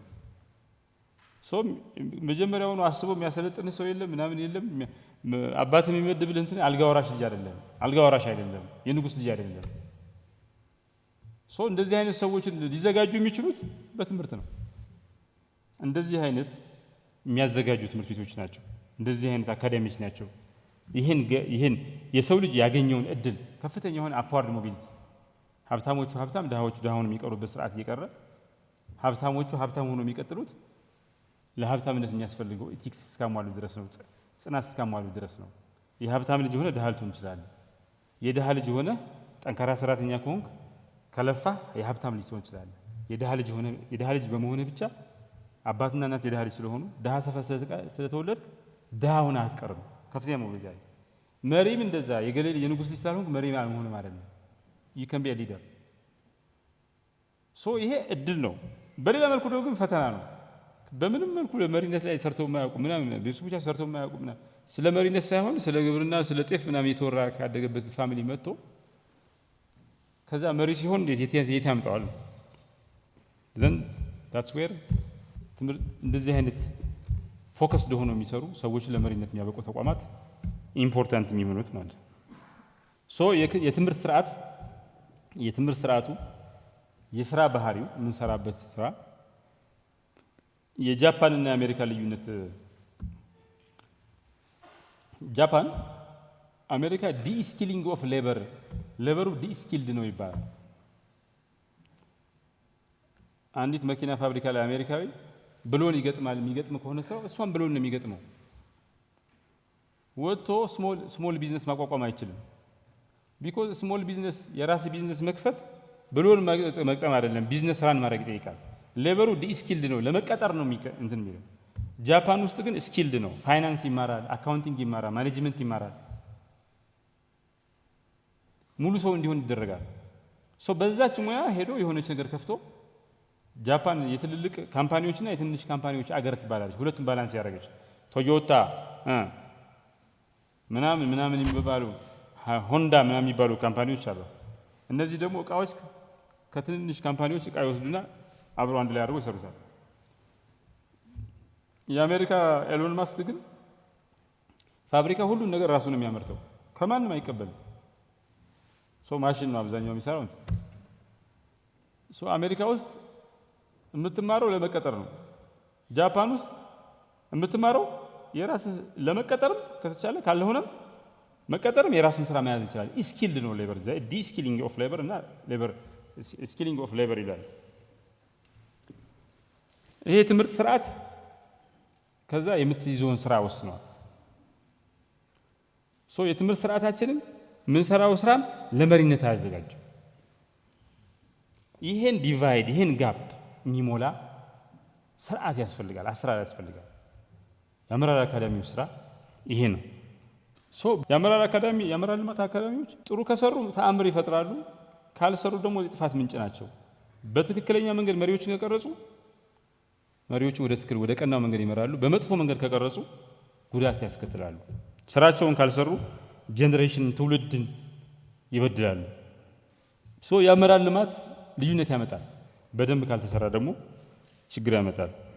ይሄን ደግሞ የሚያባብሰው ነገር ጊዜው ነው። አሁን ጊዜው ፈጣን ነው። ቴክኖሎጂ ፈጣን ነው። ኤቭሪ ዴይ አሁን ሞባይል እንደው አሁን ሳምሰንግ ወይ አይፎን ሞባይላችሁን እስኪ በገዛችሁ በአመት አንዴ ሁለቴ ነው አይደል የሚቀየረው? በቃ ይሄኛው ሳምሰንግ 16 15 ከ16 ይለያል። አሜን አይፎን 50 በየጊዜው በቃ ቴክኖሎጂ አፕዴት ነው። ያኛው እኮ ይሄ መፈናከቻ የሚሆነው ስልክ እኮ ለስንት ጊዜ ቆይቷል ምንም ሳይቀየር አንድ 10 አመት አልቆየም። አሁን ግን ኤቭሪ ይር there's a new product ሁሉ ነገር ይቀየራል። ፍሪጅ፣ ቴሌቪዥን ኤቭሪቲንግ ኤቭሪ ይር there is a new thing። ይሄን ፔስ ይሄን ፈጣን ሁኔታ እያንዳንዳችን እንደፈለግነው እንሩጥ ቢንባል ብዙዎች ወደ ኋላ ይቀራሉ፣ ጥቂቶች ነው የሚሮጡት። በፍጥነት እየሄዱ ያሉት ወደ ኋላ እንዳይስተው የሚያግዙ ወደ ኋላ የቀሩትን ደግሞ ወደ ካቻፕ እንዲያደርጉ ሌላውን የሚያደርጉ በህብረተሰብ መካከል ያለው መዛነፍ የሚያስተናስሉ የሚያስተካክሉ ሪባላንስ የሚያደርጉ ሰዎች ያስፈልጋሉ፣ መሪዎች። አንለስ እንደፈለከው ሩጥ ቢባል በጣም እንጎዳለን። ይሄ ነገር ከዛ በኋላ እንደፈለገው የሮጦ ሰውም እዳ ነው የሚሆነው። አንዱ ሮጦ ሌላ ወደ ኋላ ቀርቶ መጨረሻ ላይ ዝም አይልም የሰው ልጅ። አይ ስለሮጠ ነው ብሎ አይቀበልም። በስንፍናው ይምጣ በችግሩ ይምጣ፣ ኋላ ላይ ግን ህብረተሰብ ችግር ነው የሚሆነው። ምንድነው አልቃይዳ ለምንድነው ሳውዲ አረቢያ ውስጥ ያልቆየ? ለምን አፍጋኒስታን ሄደ? አፍጋኒስታን ድህነት ስላለ ምንጭ ሆነ። አፍጋኒስታን ያለ ድህነት አሜሪካ አያገባኝም ብትል ሄዶ ያፈርሳታል። ኩራቱ ምንጭ የሆነውን ፔንታገንን እንትን ያደርጋል። ሲስተሚክ የተገናኘን በጣም ቅርብ ስለሆነ አንድ ቦታ ያለ ችግር የሌላውም ችግር ነው። አሜሪካውያን ድህነት እንዲቀረፍ ዓለምም ሪላቲቭሊ የተሻለ ድገቱን የመስራት የበለጸገው ሀገር ስለሆነ መስራት አውት ኦፍ ኢንላይትድ ሰልፍ ኢንተረስት ለራሳቸው ሲሉ ለገዛ ጥቅማቸው ሲሉ የሚያደርጉት ነገር ነው እንጂ በችሮታና በሰብአዊነት የሚያደርጉት ነገር አይደለም። ሊደርሺፕ ዴቨሎፕመንት ልዩነት ያመጣል። አካዳሚዎች ልዩነት ያመጣሉ በደንብ ከሰሩ። ኢቭን ለሀያል ሀገሮች ምን ይባላል መሰላችሁ? ስፔን ዳች ለሀያል ስትሆን ስፔን እኩል እድል ነበራት። እነ ፍሎረንስ እና ቬኒስ ለሀያል ሲሆኑ ፖርቹጋል እኩል እድል ነበራት። ከነሱ ጋር እኩል የመሆን ተፎካካሪ ነበረች። አሜሪካ ለሀያል ስትሆን ጀርመን የመሆን እድል ነበራት፣ ተፎካካሪ ነበረች። ለሀያል የሆኑት ሀገሮች ሁለት ነገር ያስፈልጋቸዋል ከስኬቱ ሃርድ ፓወር ሶፍት ፓወር ምናምን እንደሚባለው አምስቱ ስቴጆች ሁለት ነገር አለ። አንዱ አገሩ ለሀያል ሆኖ ለመሆን መፈለግ አለበት። አገሩ አልፈልግም ካለ ሳይፈልጉ የቀረበ ከዛ ደግሞ በተጨማሪ ትልቅ መሪ ያስፈልጋቸዋል፣ ግሬት ሊደር ያስፈልጋቸዋል። እነ ስፔን እነ ፖርቹጋል እነ ጀርመን ግሬት መሪዎች በማጣታቸው ነው። ግሬት መሪዎች ለፉክክር አበቋቸው፣ ግን ከነዛኞቹ መሪዎች የበለጠ ግሬት መሪዎች ስላልነበሯቸው ተሸነፉ። መሪነት የደሃውን አገር ዕጣ ፈንታ ብቻ አይደለም የሚወስነው። ሀብታሙ አገርም የዓለም ገዢ እንዲሆን እንዳይሆንም የማስቀረት የማድረግ እንትን አለ። የዛ ምንጭ ትልቅ መሪነት ነው። እኛ ሀገር ውስጥ እዚህ ሀገር ውስጥ የአመራር ልማት አካዳሚ፣ የአመራር ልማት ተቋማት፣ የአመራር ልማት ስራ ለምንድን ነው ክሪቲካል የሚሆነው? ኢትዮጵያ ውስጥ በጣም ጠቃሚ ስራ የሚሆነው እነዚህን ቅድም ያልናቸው ስራዎች በሙሉ የሚሰራ ተቋም ስለሆነ በጣም ክሪቲካል ተቋም ነው። ዝም ብሎ ስልጠና ሲባል እዚህ ሀገር የሰው ኃይል ልማትን ኮሪያና ፊንላንድ ለምንድን ነው ይሄ እንትን የትራፖች ፖቨርቲ ትራፕ፣ ሎወር ሚድል ኢንካም ትራፕ፣ አፐር ሚድል ኢንካም ትራፕ እና ሃይ ኢንካም ትራፕ የሚባላል። ከአፐር ሚድል ኢንካም ትራፕ አንድ ሀገር ከአፐር ሚድል ኢንካም ወደ ሃይ ኢንካም የሚሻገረው የሰው ኃይል ልማት ላይ ከሰራ ነው አይደል? ሎወር ሚድል ኢንካም አፐር ሚድል ኢንካም ላይ አንዱ ወደ ሌላው እንዲዘል ከፈለገ ሳያቆም የሰው ኃይል ልማት ላይ ከሰራ ነው ይባላል። ፊንላንድና ኮሪያ የሰው ኃይል ልማት ምሳሌዎች ናቸው። ካልሆነ በትራፕ ይያዛል። ይሆነ ወይ ፖቨርቲ ትራፕ ላይ ወይ ሎወር ሚድል ኢንካም አፐር ሚድል ኢንካም ትራፕ ላይ ወይ ሃይ ኢንካም ትራፕ ላይ ይያዛል። ሃይ ኢንካም ትራፕ ብዙ ጊዜ ቶፕ ቴክኖሎጂ ኢኖቬት ማድረግ ነው። ለዛም ሂውማን ሪሶርስ ዴቨሎፕመንት ማተር ያደርጋል። የሰው ኃይል ልማት ፋንዳመንታል ነው። አት ዘ ሀርት ኦፍ ሰው ኃይል ልማት ደግሞ አንድን ሰው ኢንጂነር እንዲሆን ብታስተምረው አንድ ኢንጂነር ሆኖ ነው የሚሰራው። አንድ መሪ ብቁ አድርገህ ብትሰራው ሚሊዮኖችን ነው የሚመራው። ከሰው ኃይል ልማቶች ሁሉ ቁንጮ የሰው ኃይል ልማት ያመራል ልማት ክሪቲካል ነው። ግን ለሰው ኃይል ልማት ምናምን ዝም ብሎ አላለ ዝም ብሎ ይሄ የተቋማችን እንትን ማንዴት ስልጣን ጠቃሚነት የምንረዳው ኢሚዲየት ፊት ለፊት ከሚታዩ ነገሮች አንፃር ስለሆነ ክሪቲካል መስሪያ ቤት ለብዙ ሰው አይመስልም፣ ለራሳችንም አይመስልም። ለራሳችን የምንሰጠው ትርጉም ለመስሪያ ቤቱ የምንሰጠው ትርጉም ዝቅተኛ ይሆናል። ይሄ መስሪያ ቤት ተአምር ሊሰራ ይችላል። ብዙ የኢትዮጵያ ችግሮችን ጠራርጎ ሊያጠፋ የሚችል መስሪያ ቤት ነው ከሰራ ማለት። እያንዳንዱ መሪን እየሳለ እያወጣ ጤናው በጥሩ እንትን ትምርቱ በጥሩ ፖሊሱ በምናምን እንዲህ ብቁ መሪዎች በእያንዳንዱ መስክ ኢትዮጵያ ብቁ የሆኑ መሪዎች የሚሰሩትን የሚያውቁ ቀድሞ የሚያስቡ 24 ሰዓት ኢቲክስ ያላቸው ዲሲፕሊን ያላቸው ህዝቡ የሚያምናቸው ኢንፍሉዌንስ ያላቸው መሪዎች ሊያደርጋቸው ይችላል። ያን እንዲላበሱ የሚያደርጋቸው ትምህርት ስልጠና ያምራል ልማት ስራ ከሰራን ማለት መሪዎች ራሳቸውን እንዲመሩ ፐርሰናል ሊደርሺፕ የሚያስችል ትምህርት ተቋም እንዲመሩ የሚያደርግ ከዛ ደግሞ ሲስተሚክ ሊደርሺፕ እንዲሰጡ የሚያደርግ ከሰጠናቸው ዘን በዛ ለብል ለውጥ ያመጣሉ ማለት ነው። ክሪቲካል መስሪያ ቤት ነው። ይሄ ክሪቲካል መስሪያ ቤት እንዴት ነው ምን ቢሰራ ነው እንትን የሚለው ብትሉ የመጀመሪያ ነገር መጀመሪያ የተሰጠው ማንዴት ጥንቅቅ አድርጎ መስራት አለበት። ትልቅ ማንዴት ነው። ያመራል ልማት ስራ ይሰራል። ኔሽን ቢልዲንግ ስቴት ቢልዲንግ ሊያደርጉ የሚችሉ ሀሳቦችን ያዋጣል። አይዲያ ጀነሬሽን ሴንተርም ነው። ብዙ ማንዴቶች አሉት ያልተሰሩ። ያመራር ኮምፒተንሲ ፍሬምወርክ መስራት አለበት። ይሄ መስሪያ ቤት አውትላየር ኢንስቲትዩሽን ነው። በአንድ በኩል ያመራል ሽልማት ስርዓት መስራት ይችላል። አመራርን የአፈጻጸም ይለካል፣ ያበቃል። የውይይት የክርክር ማዕከል ሆኖ ያገለግላል። የሚሰራው ለኢትዮጵያ ሰዎች ራሳቸውን እንዲመሩ ያበቃል። ተቋም እንዲመሩ፣ አገር እንዲመሩ፣ አህጉር እንዲመሩ እንትን ይላል። ስኮፑ ትልቅ ነው። የኢትዮጵያ ብቻ አይደለም፣ የአፍሪካ ብቻ አይደለም፣ ሁሉንም ይመለከታል። የሚገኘው አፍሪካ ህብረት እንትን ያለችበት ሄድኳርተር የሆነችበት አዲስ አበባ ላይ ነው። ይሄ ዝም ብሎ ምኞት እንዳይሆን በተግባርም ሊሰራበት የሚችል ያደርገዋል። አውትላየር ኢንስቲትዩሽን ነው። እንደዚህ አይነት በጂኦግራፊ ኢትዮጵያንም አፍሪካን የሚያካትት ተቋም የለንም። የተሰጠው ስራ ክሪቲካል ነው። የተሰጠው ስራ ብዙ ነው። ማንዴቱ ብዙ ነው። እንደገና ደግሞ የችግራችን ሀገራዊ ችግራችን የሚፈታ ወይም ካልተሰራ ሊያባብስ የሚችል ማንዴት ነው። በጣም ክሪቲካል ማንዴት ነው። አዝ ሪዛልት አውትላየር ኢንስቲትዩሽን ነው። ይህ መስሪያ ቤት ትልቅ ጸጋ አለው። አሁን ይህን ህንፃ ይዩት። በጣም የሚገርም ነው። ህንፃውን በዳቮስ የምትባለዋ ቦታ ምንም ነገር አልነበረ። ተራራዋ እንትኑ በረዶ አቀማመጧ ነው ትልቁ እንት ነው። ይሄን የመሰለ አሁን አየሩን እስኪ አይከፈልበትም ሌላ ሀገር ቢሆን ኖሮ የሚገርም አየር ነው ያለው። ከዚህ ከአዲስ አበባ 26 ኪሎ ሜትር ነው። ግን ተራራው ጫካው ምኑ 500 ኪሎ ሜትር ሄዳችሁ አታገኙትም። በቀጥታ ብትሄዱ የትም ቦታ ከአዲስ አበባ 26 ኪሎ ሜትር ነው። ግን አንድ ከተማ የሚኖር ሰው ከከተማ መራቅ ይፈልጋል። እስኪ አዲስ አበባ ሐረርጌ ወደዚህ ወደ ወለጋ ወደዚህ ወደ ደሴ ወደ ምናምን ንዱ ነድቻ አውቃለሁ ሄጄ አውቃለሁ በስራ ምክንያት። እንደዚህ አይነት ጫካ 500 ኪሎ ሜትር ብትሄዱ አታገኙ። እዚች ግን 20 ምናምን ኪሎ ሜትር ነው የምታገኙ። አንድ ከተማ የሚኖር ሰው የከተማ ህይወት ይሰለቸዋል ይባላል። ወጣ ብሎ አየር፣ ተራራ፣ ጫካ ማየት ይፈልጋል። you have everything here። ዳቮስ ያላትን ነገር ሁሉ አለ። በጣም ምርጥ ወይዘር አለ። ይሄን የመሰለ ማጀስቲክ ቢልዲንግ የአፍሪካ ህብረትን የዚህ ህንፃ ዲዛይን የአፍሪካ ህብረትን ይበልጣል ይላል። ዲዛይን ሳይሆን ጥራት ህንፃ የተሰራበት ጥራት የአፍሪካ ህብረት ነው። we have እንትን ለመነሻም ይሁን በጣም አሪፍ ወይዘር አሪፍ አቀማመጥ አለ። ምርጥ ህንፃ አለ። ሰው ጋር ማገናኘት ነው። ሌላው ፎከስድ ፓወር ነው። ሁሉም ተቋማት እኩል ናቸው፣ አንዳንዶቹ ግን ይበልጥ እኩል ናቸው ይባላል። ኮሪያ እንድታድግ ያደረገው ኢፒቢ የሚባለው ኢኮኖሚክ ፕላኒንግ ቦርድ ነው ዋናው መሰረቱ።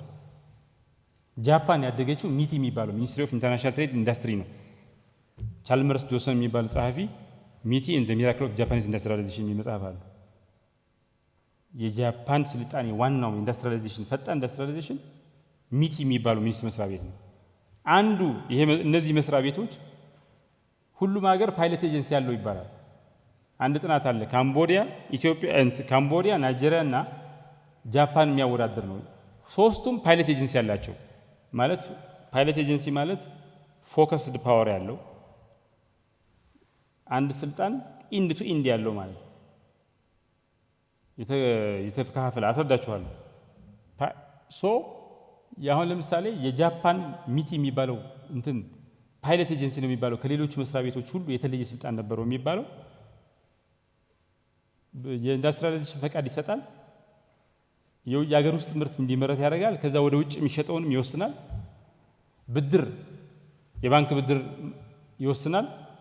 ዶላር የሚሰጠውን ይወስናል። ታክስ ይወስናል። ፎከስድ ፓወር ነበረው ኢንድ ቱ ኢንድ ያችን ኢንዱስትሪያላይዜሽን ለመስራት የሚያስችል ኢንድ ቱ ኢንድ ስልጣን ነበር። እንደዚህ አይነት መስሪያ ቤቶች ኢመርጅ ያደርጋሉ። ፓይለት አንድ ሀገርን ትከሻቸው ላይ ተሸክመው የመውጣት እድል አላቸው።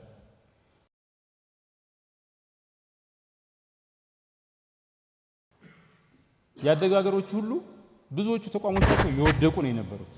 አሞንግ ስዋምፕስ ኦፍ ኢንስቲቱሽናል ፌሊየር ከወደቁ ተቋማት መካከል ክሪቲካል የሆኑ ተቋማት ግን ምርጥ ይሆናሉ። እነሱ ሌላውን ይዘው ይወጣሉ።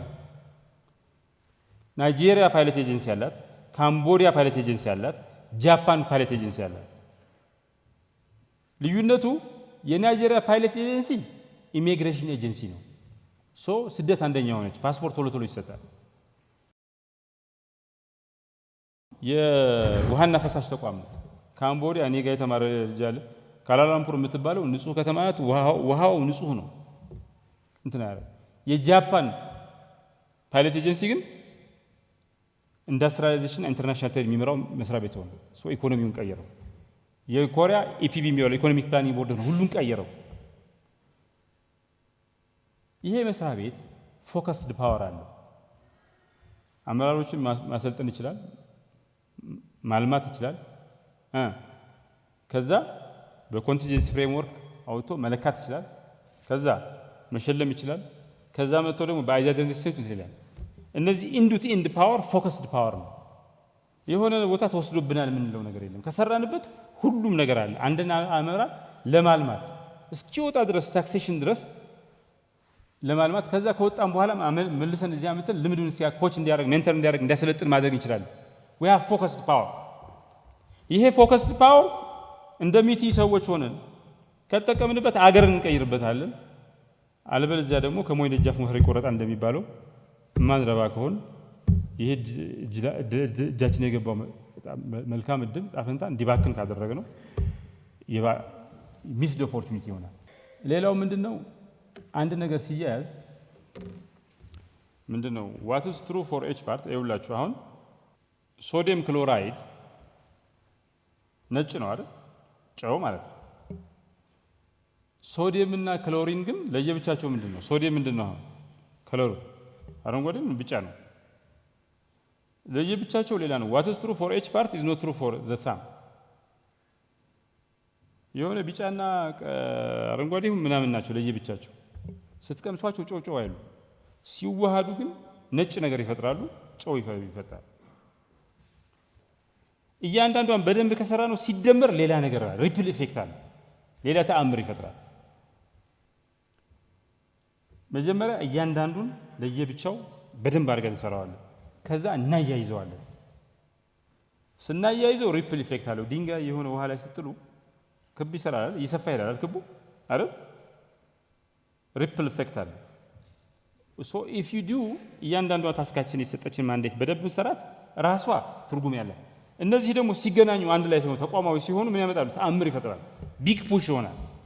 ሌላው ይሄ አመራር ልማት ትልቅ ስራ እንዲሰራ ምክንያት የሚሆንበት ጊዜ ውስጥ እንገናኝ። ምክንያት ጊዜው ያመቸናል። ሳውዘርን ካሊፎርኒያ ዩኒቨርሲቲ የሚባል ዩኒቨርሲቲ አለ። በጣም በኮሙኒኬሽን አንደኛ እዛ የሚያስተምር ሰው አለ። ካስቴሎ የሚባል ሰውዬ አሁን ያለንበት ዘመን ላይ የሚገኝ ማህበረሰብ ኔትወርክ ሶሳይቲ ነው ይለዋል። ኔትወርክድ ሶሳይቲ ነው ማለት ከፍተኛ የሆነ ግሩፕ እንትን አለ ማለት እንቅስቃሴ አለ ማለት ሊደርሺፕ መጀመሪያውን ከሂማን ኔቸር ጋር የተሳሰረ የሚሆነው ከሳይኮሎጂ ከሂማን ኔቸር ጋር የተሳሰረ የሚሆነው ከሰው ልጅ ማንነት ጋር አመራር አስፈላጊ የሚሆነው ሰዎች 2 3 4 ይሁን ስለሚንቀሳቀሱ ነው ከነሱ ማን ይመራዋል ማን ምግብ ያመጣል ማን ያቀናጃቸዋል የማን ኃላፊነት ነው ሰዓት የሚቆጣጠረው ምናምን ሲል አመራር ኢመርጅ ያደርጋል ሶ ከዚህ ቀደም ዓለም ህዝብ የተበተነ ነው አሁን ግን ኔትወርክድ መሆኑ ያ ኔትወርክ ደግሞ ግሎባል ኢምፕሊኬሽን ያለው መሆኑ አመራር የሚባለው ነገር ከመቼውም ጊዜ በላይ ኢምፖርታንት ያደርገዋል ይሄ አንሰርቴኒ ነው ፔሪድ ኦፍ አንሰርቴኒቲ ይሉታል ምን እንደሚሆን ግጠኛ ያለው ሁሉ ነገር የምናቀው እየፈረሰ አዲስ የማናቀው ነገር ፖስት ሂማኒዝም ሲንጉላሪቲ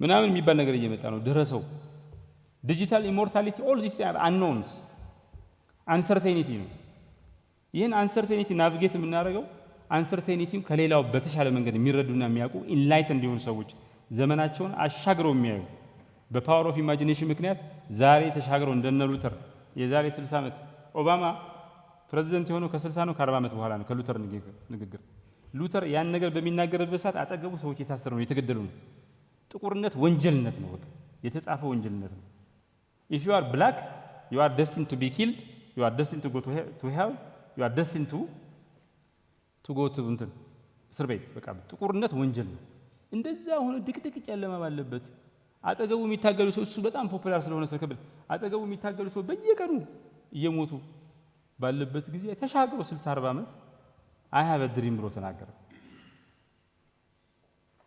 መሪዎች ይሻገራሉ ዛሬ ያለ ችግር መከራን ምናምን ድቅድቅ ጨለማን በትንሽ የብርሃን ፍጣቂ አይተው ረጅም ጊዜ ህብረተሰባቸውን የሚያራምድ ጥቁሮች ከዛ በኋላ I have the dream የሚባለው የሉተር ንግግር ነዳጅ ሆኗቸው ለዛ ኦባማ ሲመጣ መጨረሻ ላይ ሪያላይዝ አደረገ ሊደርስ አር ዚስ አንሰርቴን ታይምስ ይሄ በጣም አስቸጋሪ የሆነ የማይታወቅ ዘመን የሰው ልጅ ጨለማ ላይ እንደመተኮስ ዝም ብሎ ጨለማ ላይ የተኮሰ ወንድሙን ያቆሰለ ምናምን ጠላት ገላለው ብሎ ወይ ደግሞ ፊሺንግ ኤክስፔዲሽን እንደሚባለው አሳ ስታጠምዱ ምን ይዛችሁ እንደምትወጡ አይታወቅም የሚበላ አሳ ትንሽ ፈልጋችሁ ስታጠምዱ አሳ ነባር ይዛችሁ ትወጣላችሁ ሊበላችሁ ይችላል አንሰርቴን ነው አሳ ጸሎት ብቻ ነው የምታረጉት እርግጠኛ አይደላችሁም መልህቁ ምን ይዞ እንደሚወጣ ሶ አንሰርቴን ታይም መሪዎች ማተር ያደርጋሉ ከመቼውም ጊዜ በላይ 500 ዓመት የነበረው ሲቪላይዜሽን እየወደቀ እንትን በዚህ ጊዜ መሪዎች ያስፈልጋሉ የኛ ተቋም የሚገኘው ከመቼውም ጊዜ በላይ መሪዎች አፍሪካም ዓለምም ኢትዮጵያም በሚፈልጉበት ጊዜ ነው ትላንት የሰው ልጅ መሪ ያስፈልገው ነበር ትላንት ሀገራት መሪ ያስፈልጋቸው ነበር ትላንት ዓለም መሪ ያስፈልጋት ነበር ዛሬ ግን ከመቼውም ጊዜ በላይ መሪ ያስፈልጋታል ትላንት የነበረው መሪዎች የምንፈልግበት ምክንያትና ዛሬ ይለያያል አሜሪካን ሀገር ውስጥ ፕሬስ በጣም ይከበራል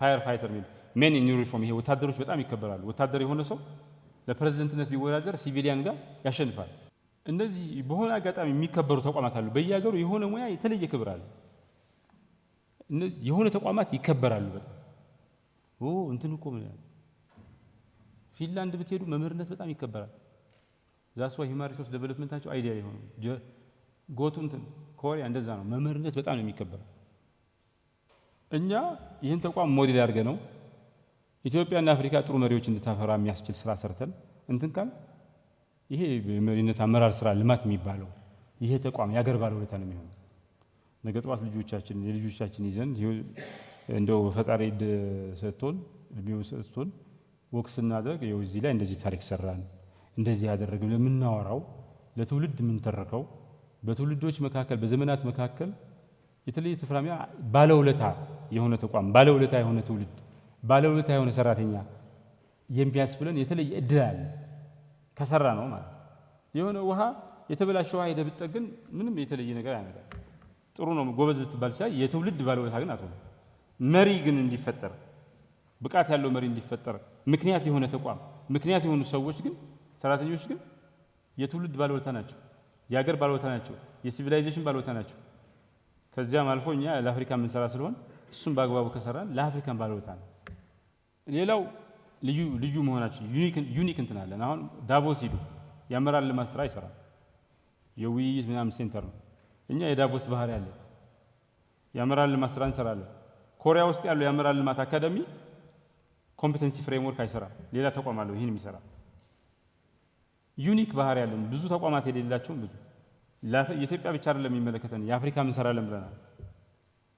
ዩኒክ ነው በጣም ወዘሩ አቀማመጡ ህንጻው ማንዴታችን ምናምን በሙሉ ልዩ ተቋም ያደርጋል። በጣም ብዙ ኮንሰርቬቲቭ ፓወር አለ። ይሄን ለቨሬጅ ካደረግነው እድል ሊሆን ይችላል። ይሄ ዘመን ዘ ኤንድ ኦፍ ሊደርሺፕ ይባላል። ምንድነው? በመሪዎችና በተከታዮች መካከል ያለው ጋፕ እየጠበበ ነው። ቢኮዝ ኦፍ ዴሞክራታይዜሽን ኦፍ ናውሌጅ። የአመራር ልማት የሚሰሩ ተቋማት ደግሞ ይሄን መሪዎች በዚህ ጊዜ የሚያስፈልጋቸውን ስኪል እንዲኖራቸው የሚያደርግ ስራ እየሰሩ አይደለም። ሶ ዘ ኤንድ ኦፍ ሊደርሺፕ አዚ የምናውቀው አይነት አመራር እየወደቀ ነው። ዲስትሪቢዩትድ ሊደርሺፕ፣ ዲሴንትራላይዝድ ሊደርሺፕ ምናምን የሚባል ሊደርሺፕ ሴንትራላይዝድ ትራዲሽናል እንትን እየቀረ ዲስትሪቢዩትድ ዲሴንትራላይዝድ ሊደርሺፕ ኢመርጅ እያደረገ ነው። ውሳኔ ሲወስን መሪ አሁን ኤአይ ያግዘዋል። አማካሪ ኤአይ አማካሪ ነው። ነገ ጠዋትም ኤአይ ሊመራን ይችላል። ሲንጉላሪቲ የሚባለው በኢንቴሊጀንስ ከበለጠን ማለት ነው።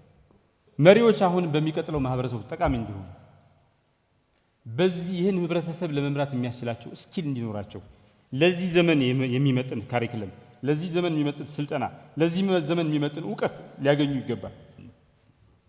ቀደም እንዳልኳችሁ የሊደርሺፕ ስታይል ኮማንድ ኤንድ ኮንትሮል እንትን የኢንዱስትሪያል ሪቮሉሽን የዛሬ 200-300 ዓመት የነበረ ሊደርሺፕ ስታይል ነው። አሁንም ግን ዋነኛው ስታይል ነው በዓለም ውስጥ። ሰው ግን በሰውና በመሪ መካከል ያለው ግን በፎሎወርና በሰው መካከል የሰው ልጅ እንትን በከፍተኛ ደረጃ ኢቮልቭ አድርጓል። ሊደርሺፕ ስታይሉ አይመጣጠንም። ይሄ ለውጥ ያስፈልገዋል። ሌላው ሪፎርም ስኬሊንግ አፕና ትራንስፎርሜሽን ፕሮግራም ሪፎርም ያመጣልን እንትን አለ። ክላሪቲ ኦፍ አይዲያ አለን። አሁን ጨለማ ላይ ምን ተኩስ እንትን አለ። 2500 ፔጅ ጻፈ ጽሁፍ አለ። አንድ ትልቅ ፕሮግራም አለን። 13 ፕሮጀክት አለን። ተቋማችን የታንስተን ስትራቴጂ አለን። የሰው ኃይል መዋቅር አለን ምናምን አለ። የዶክመንት ችግር የለብንም፣ የሐሳብ ችግር የለብንም። ክሊር በፓወር ኦፍ ኢማጂኔሽን ሱልጣን እናደርገዋለን፣ እንደዚህ እናደርገዋለን፣ ይህን እንሰራለን ብለን እንትን ብለናል። ይህ ትልቅ ኃይል ነው። ሶ የፓወር ኦፍ አይዲያ አለን፣ የአይዲያ ክላሪቲ አለን፣ የኢማጂኔሽን ክላሪቲ አለን። በተግባር ደግሞ የነደፍነው ሪፎርም አለ። ይህን ሪፎርም ተከትለን ደግሞ እስካሁን የሰራነው ስራ አለ። ለምሳሌ ፓርትነርሺፕ ትልቅ እንትን ነው። አሁን ሊድ ላይክ ማንዴላ ኢንስቲትዩት አለ። በጣም የአፍሪካ ፕሪሚየር ሊደርሺፕ ኢንስቲትዩት ነው። ከሱ ጋር ተፈራርመናል። አንድ ከሞሮኮ ኢንስቲትዩት ጋር እንዲህ በቅርቡ በዚህ አንድ ሳምንት ከሁለት ሳምንት ውስጥ እንፈራረማለን። አፍሪካ ውስጥ አለን፣ አሜሪካ ውስጥ አለን፣ ኤዥያ ውስጥ አለን፣ አውሮፓ ውስጥ አለን። ይሄ ፓርትነርሺፕ የቴክኒክ ናውሌጅ ምንጭ ነው፣ የገንዘብ ምንጭ ነው፣ የኤክስፒሪየንስ ምንጭ ነው። ሰው ሀብት ስንት ነው ሲባል ዛሬ ኔትወርክ ስንት ነው ነው የሚባለው። ኔትወርክ ኢዝ ሀብት። ሀብታም የመሆን እድላችሁ በኔትወርካችሁ ስፋትና ጥራት ይወሰናል። ሶ ዘ ሞር ዊ አር ኔትወርክድ ከማግዚዌል እንትን ጋር ከማግዚዌል አሚን ከሲራኮስ ዩኒቨርሲቲ ጋር ማግዚዌል ከሃዋርድ ጋር ከሰራ ከሊኳኒዮ ስኩል ኦፍ ፐብሊክ ፖሊሲ ጋር ምን ሰራ ተቋም ነው። ከሊድ ላይክ ማንዴላ ኢንስቲትዩት ጋር ምን ሰራ ተቋም ነው። ከአካዳሚ ኦፍ ናሽናል ገቨርናንስ ቻይኒዝ እንትን ምንልና ከአይቦ ጋር ምን ሰራ ተቋም ነው። የተፈራረምን ፎርማል እንትን ይሄን ቁንጥጥ አድርጎ ተጠቅሞ ወደ እንትን ማውረድ ይጠይቃል፣ ወደ ተግባር ግን ብዙ ነው። ኔትወርክ ሀብት ነው። ፓርትነርሺፕ ኢዝ ዌልዝ ግን መጠቀም ይጠይቃል። ይሄ አንዱ እድል ነው። ሌላው አገራት ለምን አደጉ ሲባል ክርክር ፕሪዲተርሚንድ ነው። ስትራክቸራል ኮንዲሽን የሚወስነው ጂኦግራፊ ይወስነዋል፣ ምናምን ይወስነዋል ምናምን ተባለ። አሁን ጂኦግራፊ አይደለም ኢንስቲትዩሽን ናቸው። ለምሳሌ ኢንተርናሽናል ፕሮክሲሜት አገሮች ለምን አደጉ ሲባል ፋንዳሜንታል ምክንያቶች፣ መሰረታዊ ምክንያቶችና ታካኪ ምክንያቶች ተብሎ ለሁለት ይከፈላል። ፋንዳሜንታል ምክንያቱ ተቋም ግንባታ አንደኛ ዓለም አቀፍ ንግድና ኮኔክሽን ማለት ነው። ጂኦግራፊ ነበር። ከነዚህ ተቋም አሸንፏል። ተቋም ነው ዋናው ምክንያት። ቻይና ያደገችው ህንድ ወደ ኋላ የቀረችው በተቋም ስለበለጠች ነው። ሳውዝ ኮሪያ ያደገችው ኖርዝ ኮሪያ ወደ ኋላ የቀረችው አብረው እዛው ነው፣ አፋፍ ነው። ጂኦግራፊያቸው ተመሳሳይ ነው። እንዲያውም የኖርዝ ኮሪያ ይበልጣል ኃይሏ አቅሟ። ሳውዝ ኮሪያ ያበለጠች በተቋም ነው። ተቋም የሚገነባው ደግሞ መሪ ነው። ሶ ዘ ሩት ኮዝ ኢንስቲትዩሽን ቢልደርስ አር ሊደርስ ናቸው ኢንስቲትዩሽን ቢልድ የሚያደርጉ። ሶ እኛ በቁ መሪዎች ካፈራን ኢትዮጵያ ጠንካራ ተቋማት ይኖራታል። ጠንካራ ተቋማት ካላት ደግሞ የድህነቷ የኋላ ቀርነቷ ምክንያት ይፈታል ማለት ሩት ከውዝ ነው የምንሰራው ሩት ከውዙን ነው የችግራችን ስራ መሰረት የሚነቀል ነው ሳንኮፋው የሚነቀል ነው ስንል ዝም ብሎ አይደለም በዚህ ምክንያት ነው ማለት መሪነት በተፈጥሮ የሚገኝ ነው ወይስ በስልጠና ምናምን የሚገኝ ነው ይባል ነበር አሁን በተፈጥሮ የሚገኝ አይደለም አኳርድ እንተናል ኢምቦርን አይደለም አኳርድ ነው በስልጠና ምናምን መሪዎችን ማሰልጠን አንድ ሰው ሰልጥኖ በደንብ ብሎ ምናምን በቅቶ ያመራል ልማት ውስጥ አልፎ ምርጥ መሪ መሆን ይችላል አሌክዛንደር ዘግሬት መሆን ይችላል የግድ አሌክዛንደር ዘግሬት አይነት ሰው መሆን የለበትም እንደዛ ለመሆን አሁን ኢኮኖሚ ለሁለት ፕሮዳክቲቭ ኢኮኖሚ እና ናውሌጅ ኢኮኖሚ ተብሎ ይከፈላል አሁን እንግሊዞች ናውሌጅ ኢኮኖሚ ነው ያላቸው ህንዶች ናውሌጅ ኢኮኖሚ ነው ያላቸው ኢኮኖሚ በናውሌጅ መገንባት ይቻላል ይሄ ሪል ማኒፋክቸሪንግ ምናምን ከዛ በላይ በተለይ ሃይ ኢንካም ሲሆን በናውሌጅ መገንባት ይቻላል ናውሌጅ ኢኮኖሚ የሚገነቡ እንትኖች ደግሞ የሂውማን ሪሶርስ ላይ የሚሰሩ ተቋማት ናቸው በተለይ ደግሞ መሪዎች ላይ የሚሰሩ ተቋማት ናቸው የምንሰራው ስራ የተለየ ስፔሻል ኢኮኖሚ እንትን አገራችን የሆነ የኢኮኖሚ አይነት እንዲኖራት የማያቋርጥ ሀብት የማያቋርጥ ብልጽግና እንዲኖራት ሊያደርግ የሚችል ስራ ነው ማለት ይሄ ዘመን ባለ ሁለት ስለታማ እንትን ነው ከተጠቀምክበት ባለጸጋ ሳክሰስፉል ሶሳይቲ ያደርጋል ካልተጠቀምክበት ገፍትሮ ወደ ኋላ ይጥላል ስታግኔሽን ራሱ አይቻልም ወደ ኋላ ነው የምትወድቀው ትራዲሽናል ሊደርሺፕ የሚባለው የቆየው የአመራር ስርዓት የአመራር ስታይል ምናምን አሁን አይሰራ አዲስ ያስፈልጋል የአመራር ልማት ተቋማት ሬሌቫንት መሆን ከፈለጉ ድሮ የሚሰጠውን ነገር በደንብ መስራት አይደለም ያለባቸው አዲሱ ነገር መልመድ አለ የድሮማ ተጥሏል they have to learn a new thing አዲስ ነገር መልመድ አለባቸው ዱላ ቅብብል አይታችኋል ሁለት አይነት አለ አንዱ ሲሮጥ ሌላው ወደ ኋላ ቀርቶ ይሸነፋል አንዳንዱ ደግሞ ተሳስቶ በሰዓት አቅጣጫ ይሮጣል አይታችኋል የአፍሪካ እዚህ ናይጄሪያ ምናምን አካባቢ አንድ ልጅ ተሳስቶ ወዴት ነው የሚሮጠው ዱላ ቅብብል ወደፊት ሳይሆን ወደ ኋላ ይሮጣል እንደዛ ነው የምንሮጠው እንደ ህብረተሰብ ማለት እንደ ተቋም ወደፊት መሮጥ ሲገባን ወደ ኋላ ሮጠን ጭራሽ ወደ ኋላ ምናሽቆልቆል ዲክላይን የምናደርግ ተቋም ማህበረሰብ ነው የምናደርገው ይሄን ሀገር ክሪቲካል ስቴጅ ነው ራሳችንን እንቀይራለን ሀገር እንቀይራለን አህጉር እንቀይራለን ኦር ተያይዘን ሁላችን እንወድቃለን ከፊት ለፊታችን ያለው ምርጫ ይሄ የትኛው ነው ምርጫችን ነው ዋናው የትኛውን ለማድረግ ነው የተዘጋጀነው ይሄ አጠቃላይ መነሻ ነው